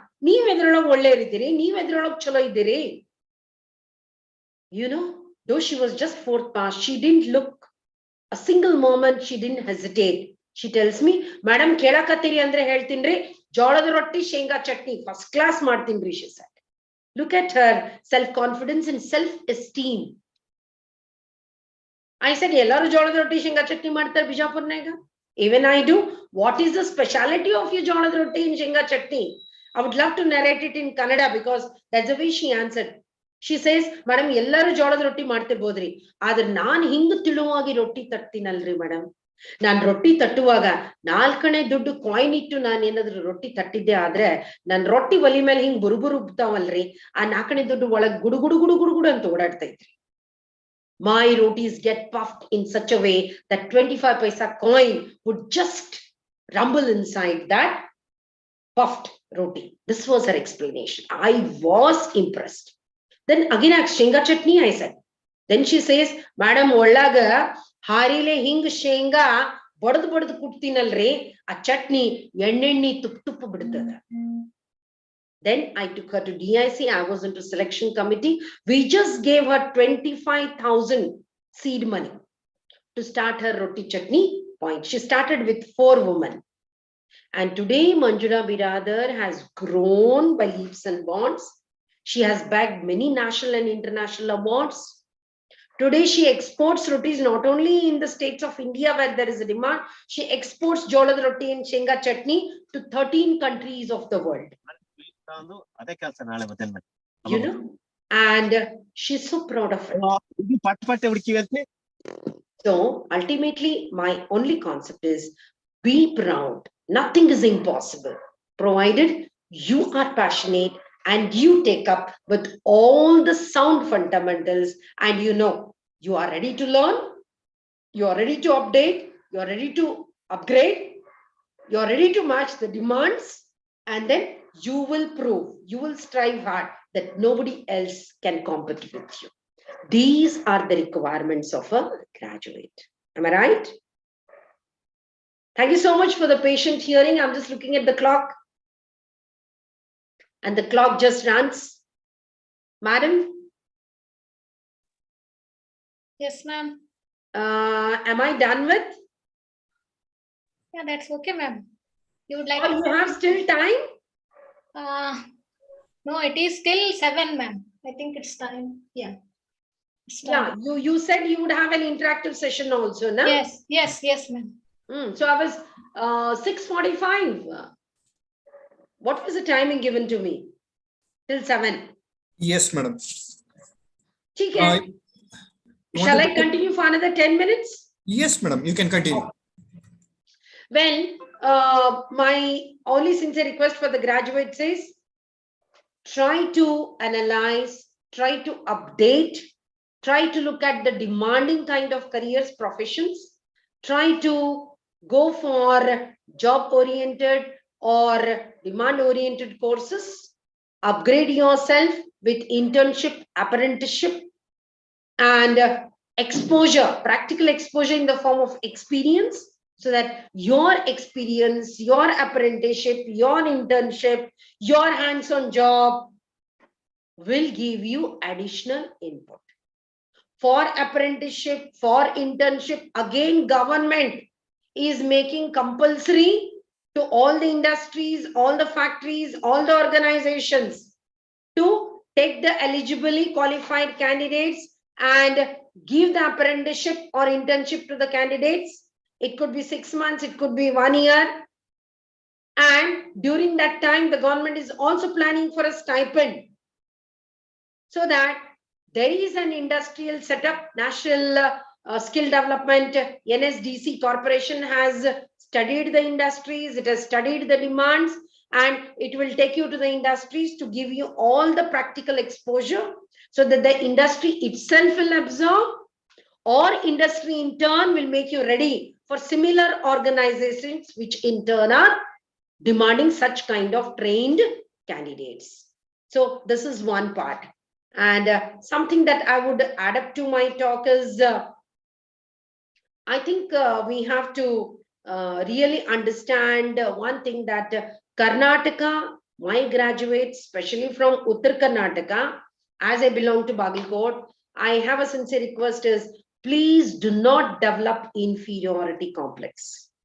The certain issues that in turn are, you may be intelligent, you may be capable, but looking at somebody who is talking a very stylish English, or who is very good in answering, confidence, your moral gets demoralized.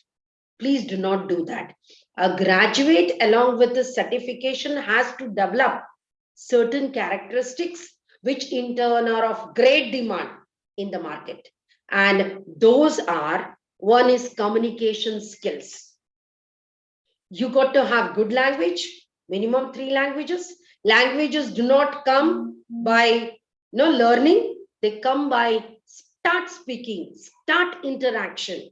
And your interactions for any graduate today, you got to have good Kannada, you got to have good Hindi, you got to have good English, so that you will be able to avail all the opportunities which are available at state level, national level, and international level.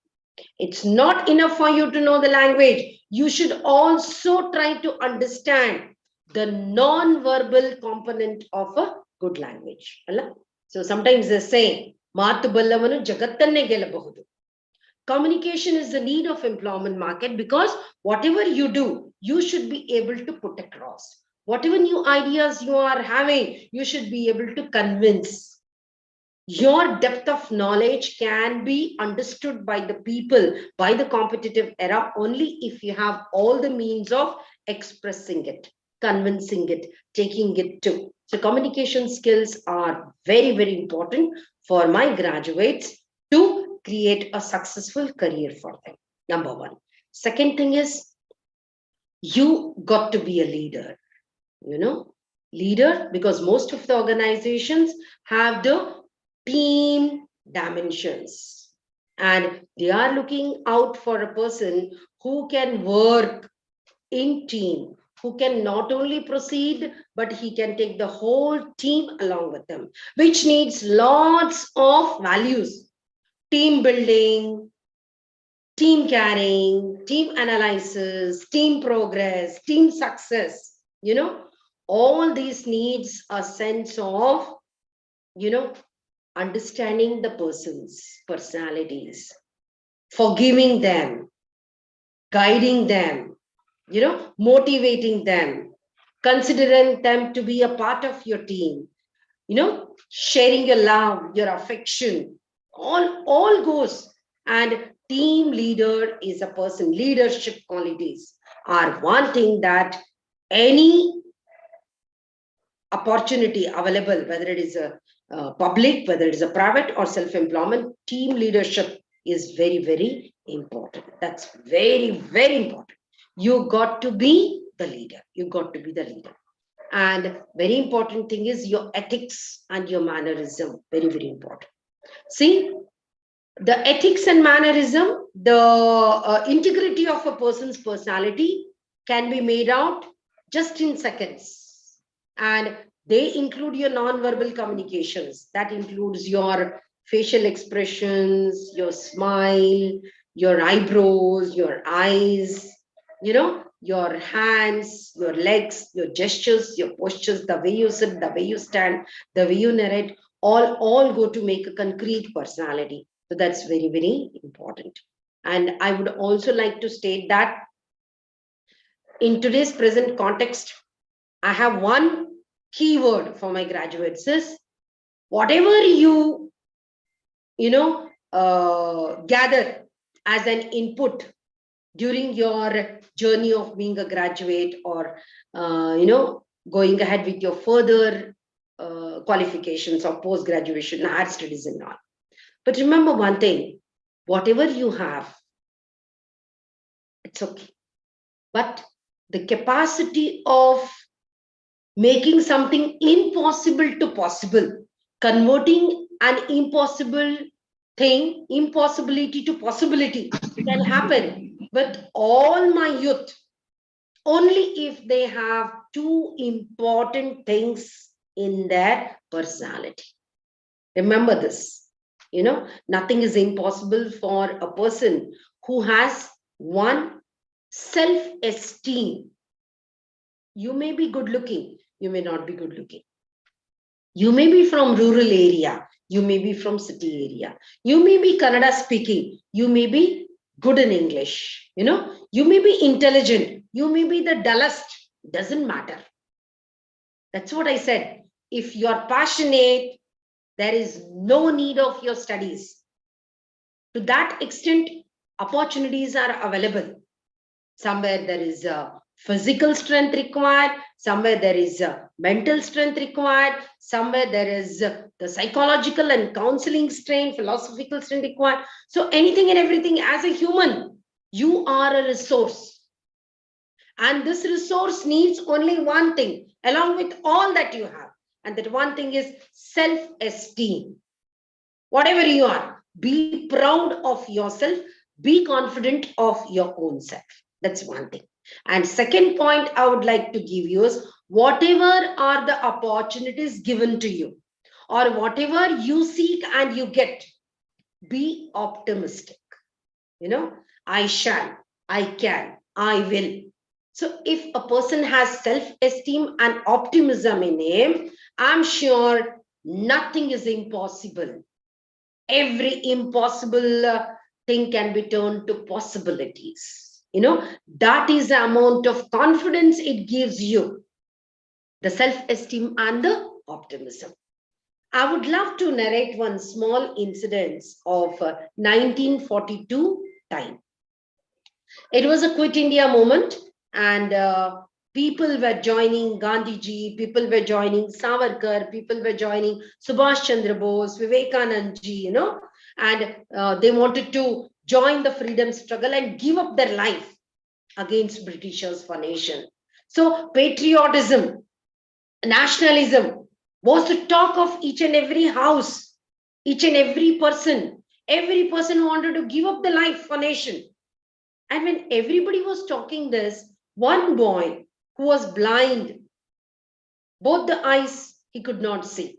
Total blind.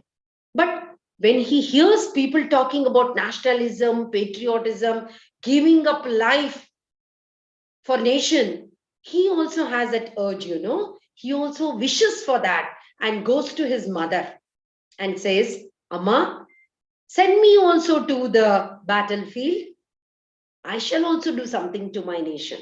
Mother feels very bad and she says, you know, what will you do? You are a blind. You are of no use. You want to go to the battlefield? You want me to send you to the battlefield? Okay. If I send you to the battlefield, I cannot send you alone. I cannot, you will not be sacrificed alone. To take you to the battlefield, I'll have to send somebody with you, not one. 2 persons will be sacrificed. What are you going to do for the nation? A person who is of no use. You know, she feels bad and tells about the son because she feels bad that he is blind. But look at the blind child, you know. He gets back to the mother and says, you're right, ma. It's true that I'm of no use. It's true that I am totally blind. But such a useless person, send me to the battlefield. If you send me to the battlefield, if the bullet of the enemy comes and hits me, I shall save one good soldier, one good patriotic person of my nation, and I shall waste one bullet of my enemy. Look at that. I shall waste one bullet. I shall save one good person. I'm of no use. Please send me. Look at the self-esteem. Look at the optimism. In Kannada, it comes beautiful. Kalish nodi yova nanan yuddha bhumige. Nannanta kelsಕ್ಕೆ ಬಾರದ ಕುಡ್ಡನನ್ನ ಯುದ್ಧ ಭೂಮಿ ಕಳಿಸಿದಿ ಅಂದ್ರೆ, ನನ್ನಂತ ಕೆಲ್ಸಕ್ಕೆ ಬಾರದ ಕುಡ್ಡನ ದೇಹಕ್ಕೆ ಶತ್ರುಗಳ ಗುಂಡು ತಾಗಿತ್ತು ಅಂದ್ರೆ, ಶತ್ರುಗಳ ಒಂದು ಗುಂಡನ್ನ ನಾಶ ಮಾಡ್ದಂಗ ಆಗ್ತದ. ಯವ್ವ ನನ್ನ ಬದಲಿ ನನ್ನ ದೇಶದ ಒಬ್ಬ ಒಳ್ಳೆ ಸೈನಿಕನ ಉಳಿಸಿದಂಗ ಆಗ್ತದೆ. ಕಳಿಸಿ ನೋಡು ನನ್ನ ಭೂಮಿಗೆ. So a graduate is an asset to my society. You are going to take the nation's name and fame at international level. And I'm sure with all the inputs that I have given you, you can do all the possible things. And I think there is a scope everywhere, anything you want to do. To list out few, as there is some time, I just have, say for example, people with law, what will they do?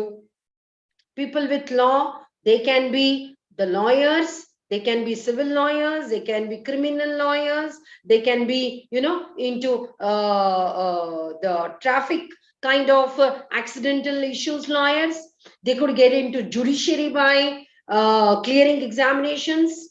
They could place themselves by through these examinations, public prosecutors. They could be judges. They could gain, but their masters, they could join the legal firms. They could be the legal advisors. Legal advisor today, you know, any top businessman needs a personal legal advisor. Any organization needs a legal advisor. Any college, any educational institute needs a legal advisor. Any business needs a legal advisor. Not only legal advisor, we have legal plannings. We have legal analysts. We have white collar crimes coming up. We have the combination of accountants, audits with legal combinations. Sky is the limit. With your higher education, you could be lecturers, you could be research, you could be analysts. You know, but BSc, core, you could be into physics, you could be into chemistry, you could be, see, core subjects are again gaining importance. I just said with humanities, you take psychology, graduates with psychology, go and get your course done. Counseling, student psychology is there, women psychology is there, industrial psychology is there, labor psychology is there, medical psychology is there. Get them done. And you will be appointed as a counselor. Today in government sector, people who have done student counseling or child psychology, they are taken up as a counselor on par with postgraduate teachers. Every CBSE NCERT schools, compulsory there is a counselor on par. Look at that, beautiful. Criminology, forensic science. Today, they are looking out for forensic analyst, forensic assistant. Forget about the analyst. Those who have taken in graduation criminology with BA, you could do a course on forensic assistantship. You know, because forensic science, we have only one center at the state level, and so many crimes happening every now and then. Our society is full of crimes. To finally catch hold of the culprit, they have to undergo fingerprint analysis. And then this, because one in a state, at the state head, the time lapse, it takes so long that it takes 5 years, 6 years, 10 years. And by the time the result is out, the person who has committed the crime is already gone. So there is a demand with criminology as a background, with psychology as a basic. You could take up this type of courses. Today they are going to plan for such courses, and every medical institute or every PHC, primary health center, is going to have a forensic assistant on par with MBBS. Look at that, beautiful. I'm just giving you a few examples. People who have taken language in their BA, we just keep on taking history, political science, and English. I don't know, why do you do that? There are basics in that you can take the option. There are optional subjects in that you can take only options as languages. One Indian language with one foreign language.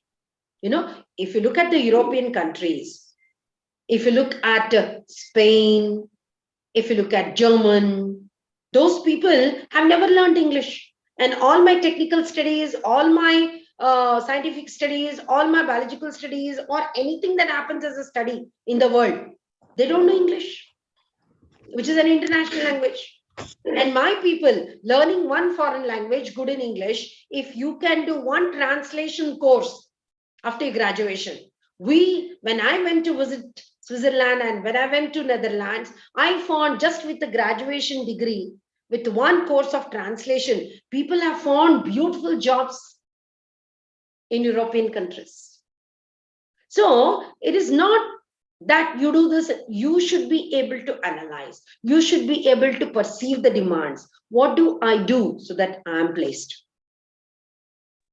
Why foreign languages? In India only, when central government organizations are there in Karnataka, say there is what we call it as Bharat Petroleum, Indian Oil Corporation, Railways, Posts, they're always wanting one translator, Hindi to Kannada. There are so many posts lying vacant. We don't have the people having the choice of, Kannada typing, rare. Hindi typing, we don't have in Karnataka. Translator from English to Kannada or English to Hindi or Hindi to Kannada, no. Positions are lying just vacant. Some simple analysis when I do. History, if you have taken history in BA, and if you have passion for archaeology, do some course in tourism. You have the entire range of archaeological department of India with n number of posts open up to you. Archaeological department survey, archaeological survey of Karnataka, tourism department, n number of positions. So it's not enough for us, to take the subjects. It is very important for us to see which subject I have taken, where does it get linked to? And if I hit the right course and link it with my basic graduation, I am sure you will be seeing people, especially women. When it comes to women, as Madam was mentioning, it's a women college, degree college. Woman has the reservations to her open. And 33% reservation, though it is a claim, women are already 50%, sometimes more, whether it is in academics or whether it is in work. Sometimes I used to find that women are rare in some of the fields. So for example, I used to find never they have given a chance to a woman to go for war. This was 2 decades back when I was doing my graduation. But later on I find my sister, my own sister, Flight Lieutenant Savita Pote, she did her BE in mechanical. wrote short service commissioned examination, joined Indian Air Force as a commissioned officer. But then it was taken care to see that no technical officer was given a chance to get into missile squadron. But because my sister showed an interest in designings and all, she was given a chance. There came a time when there was a Kargil war. And then President of India gives a call to the Air Chief Marshal saying that, is there somebody who can repair surface to air missiles who are lying in a repair condition after 1971 war? So then their message went saying that there is a woman who is very much passionate about designings and repairs. Perhaps we could ask. When they asked my sister, they made 400 men to come under her 2 fortnights. 14 surface to air missiles were made operable. She commanded the missile to Kargil war, and we came up with flying colors. She was commended by President of India.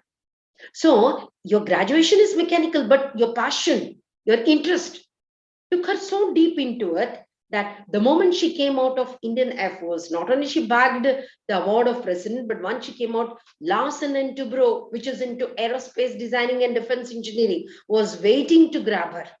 Dhirubhai Ambani was waiting to grab her. And she joined L&T. And remember, we had our first nuclear submarine for our Indian Navy. Earlier, we used to borrow the technology from Germany and Russia. But then India thought we could do. L&T came up saying that we could do.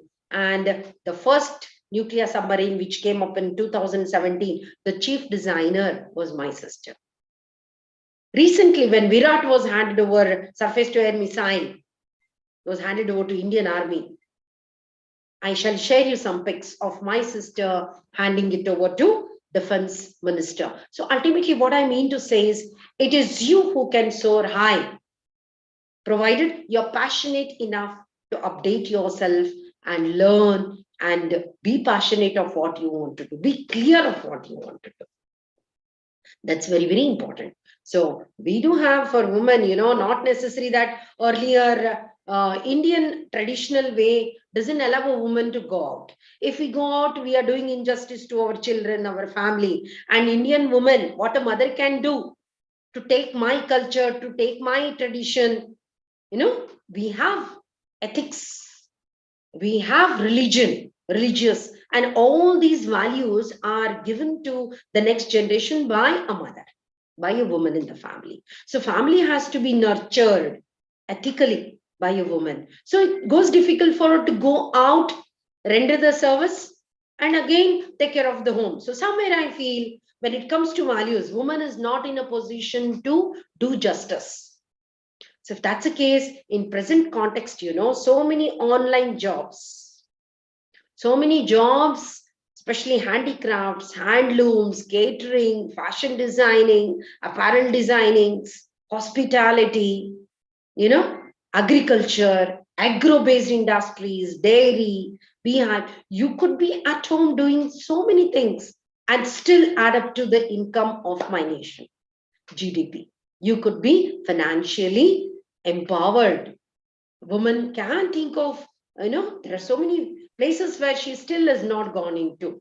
It could be the managerial skills of the corporate and the multinational companies. It could be more into Indian Defense Services. A woman is given all the fair chances.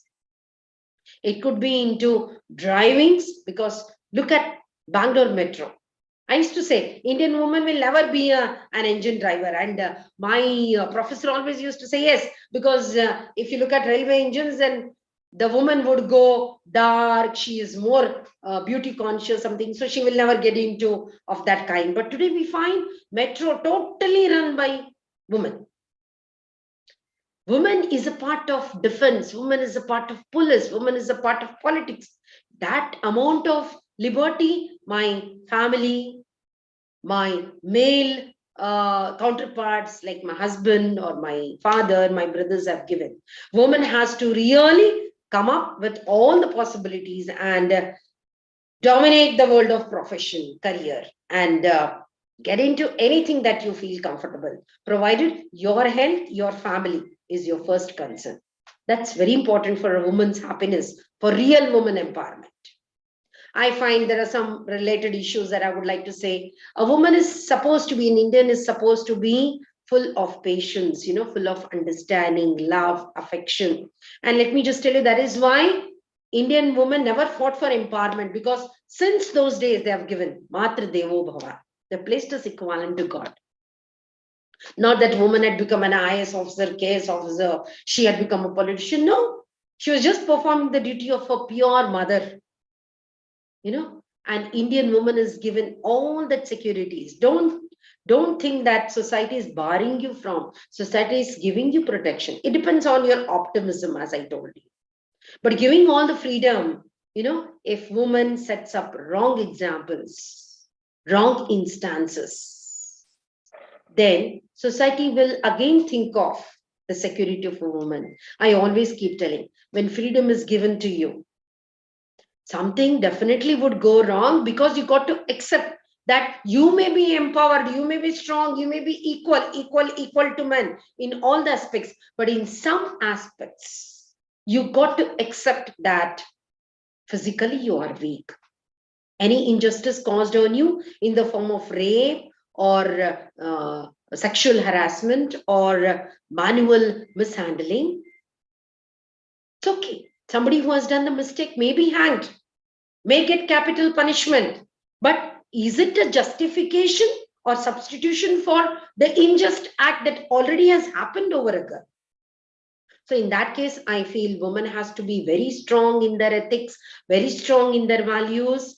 Don't unnecessarily grow with the flow of the society. Look what is good for you, what is not good for you. Please take care of yourself, your health, your mental health and your physical health, so that you are the creation of life. You are the one who is going to give your child as the best gift to the society, to the nation. And what kind of children are you giving to the nation? That's very, very important. You can't afford, because what a child a mother can give, there is no substitution for the post of a mother. So Indian women could get empowered, sitting at home, taking care of the basic responsibilities, still be financially strong, still be, great, still prove herself, like Manjula Biradar, So I just gave you entire array of possibilities, whatever is there available for you. It's for you to encash and go ahead. Any queries? I think I shall be here to answer.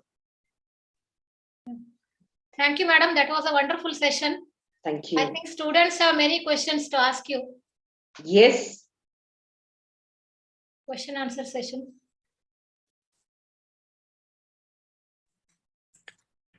Yes, any questions?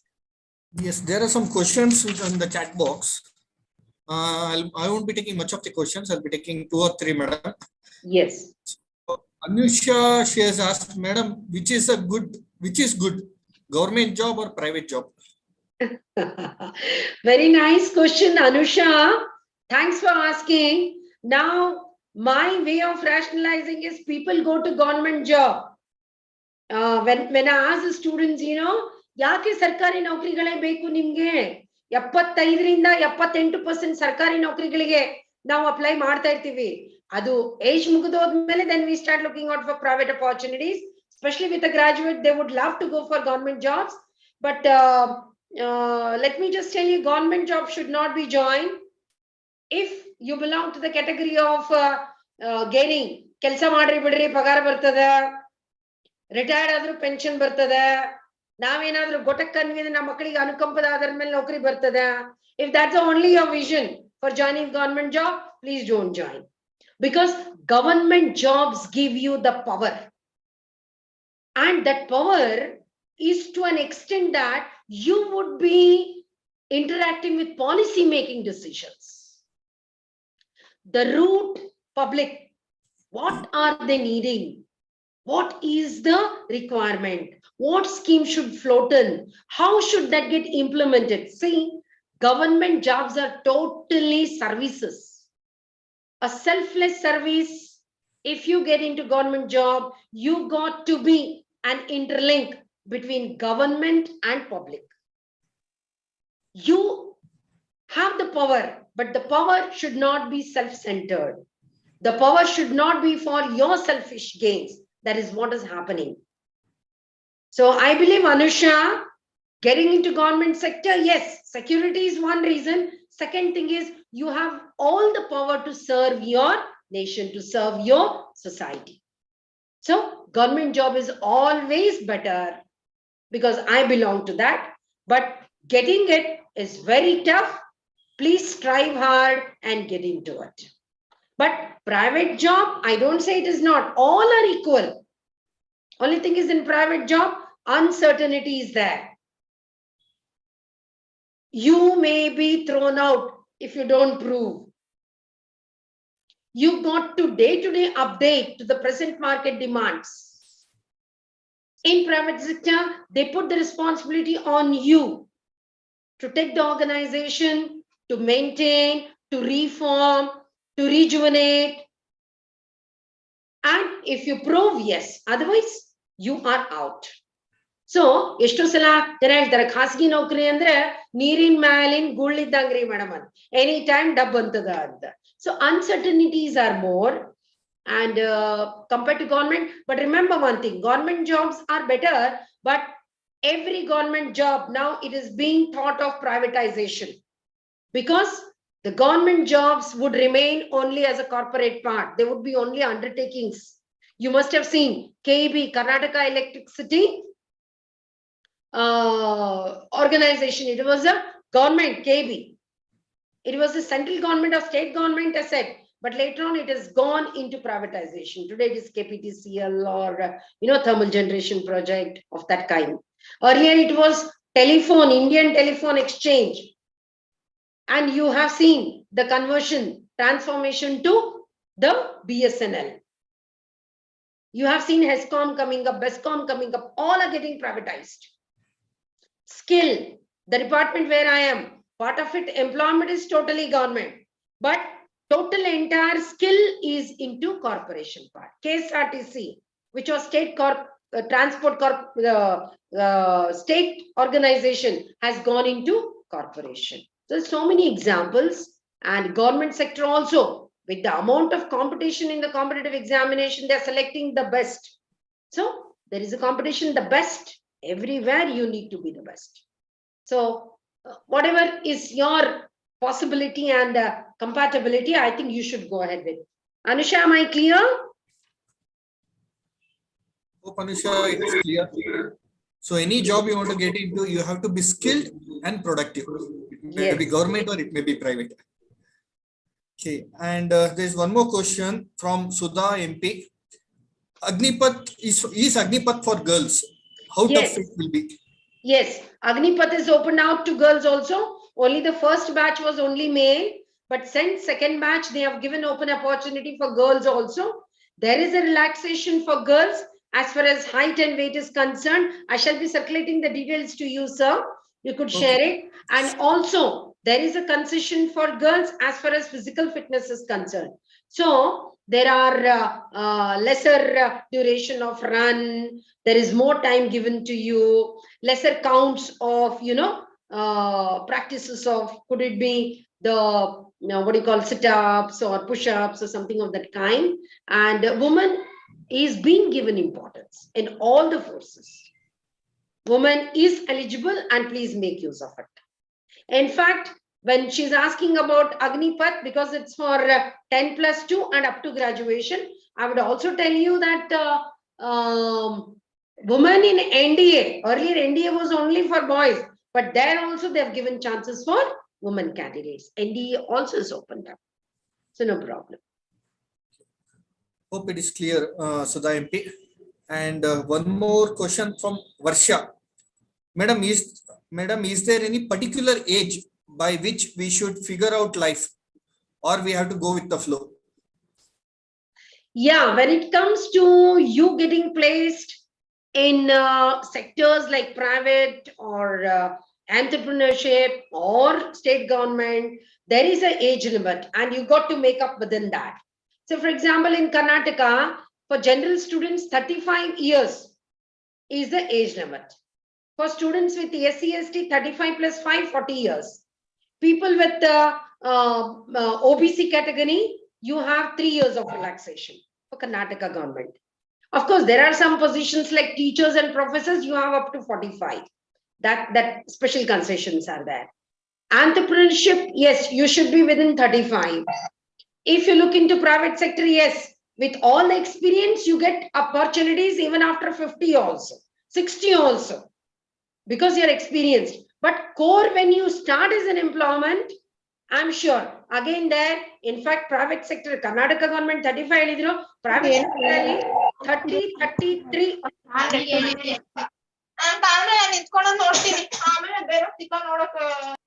Who is that? Sorry. So, when it comes to central government, any government, central government job you want to take, there is an age limit. Only within that you can. 30 years for general merit, 33 years for OBC, and 35 years for SC, ST. Very clear. Defense services, if it's on graduation, 23 years. Any entry as an officer, could it be CDS, could it be, through OTA, could it be SSC, anything. It is just 23 years. But Agnipath and all, where it is 10 plus 2, for 10 plus 2, it is 19 years. They have enhanced 21 years. 21 years for graduates. So after graduation of those who are trying, it will be 23 years. So overall, let me just tell you ki 30-35 years should be your framework for achieving the best. Later on, whatever you have done till now would take you as far as your demand into industry is concerned. People are today working even at the age of 70 with the greatest possible portfolio. It's only what you have done at your lower level. Is that clear? Yes. And we'll take a last question, madam. Yes. This is for Mr. Basha. Madam, nowadays it's difficult to get into a job where experience is needed, even for all positions, knowledge and eligibility. Yes. What And, you want to give suggestion for this, madam? The students keep asking, Madam, till until they give an opportunity to work, how will we be experienced? So this is the youngster's mind, throwing out some questions. That is why, as I was making very clear, the skill ministry has come up with obligations, compulsions, mandations on the industries, any industry for that matter, relevant industry, to come up with on-job training, which has to be taken up as an apprenticeship. It should be given with stipend, so the child, after graduation in the relevant field, gets hands-on work, completes the course, completes the duration, and then they have also made it mandatory that whichever institute gives internship or apprenticeship or hands-on job in that particular OJT, on that particular section, almost 70% he should be able to give the job. They have made it mandatory. So the industry itself will pick up. But earlier it was 70, now they have made it at least 25% of the organizations which are changing, which are giving this practical exposure, which are giving the on-job training or apprenticeship or internship. They have to give at least 25% placement. Remaining 75%, they should be training in such a field that once they get trained, again, similar industry should be able to absorb them. So in that ratio, they are working. And I'm sure with the concept of apprenticeship and internship, anybody and everybody will get hands-on work, and then they'll be absorbed or they'll get better prospectus based on their experience. Yes, any more questions? Mr. Basha says thank you. And we have a lot of praises for you, madam. Thank you. Seema says wonderful. Nagaraj says nice session. Sheetal says got to know a lot about things about the commerce. Nagaratna says thank you, madam.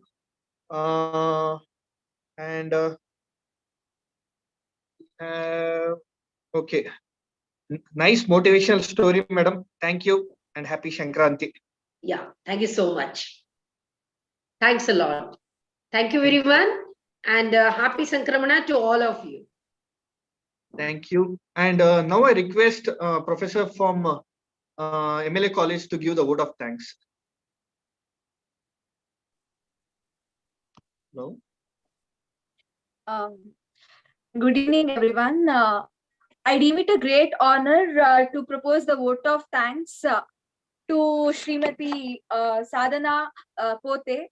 And I would thank our special guest, Srimati Sadhana Pote, who despite her busy schedule, has found time to grace this occasion.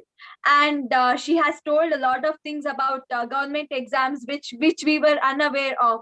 Many of the government exams, as well as the motivational speech which she gave, that story about many things which she shared with us. And it was a great honor, ma'am. Thank you so much for sharing your knowledge about so many things. And we got to know about many of the government exams, and as well as the certification courses which is given by chartered accountants of Institute of CA.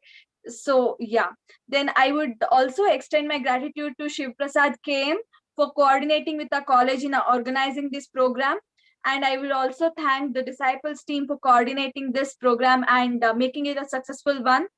And I would also like to express my gratitude to Dr. Padmaja PV, our principal of MLA FGCW, for her constant support, and the head of the department, Dr. Bhavani H, for encouraging and motivating all of us to attend and organizing this program. So not last but not least, all the students of MLA FGCW and all the participants who have attended this program, thank you all for making this program and wonderful. Thank you so much. Thank you, madam.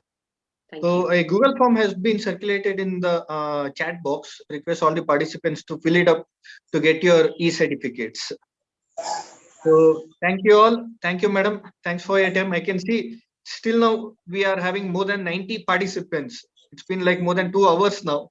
So this was the interest of the students and your inspiration towards That's great. Otherwise, we find people, just quitting the. It's nice. Like, thanks so much, Shivrakash. You're doing so good work. So many participants, and if it is reached out, and it really has given them a thorough, journey throughout all the possibilities, I'm sure no one would be, cribbing over opportunities. They definitely would make use of it. Thank you. Thank you all. Take care. Wish you all a very happy Shankranti.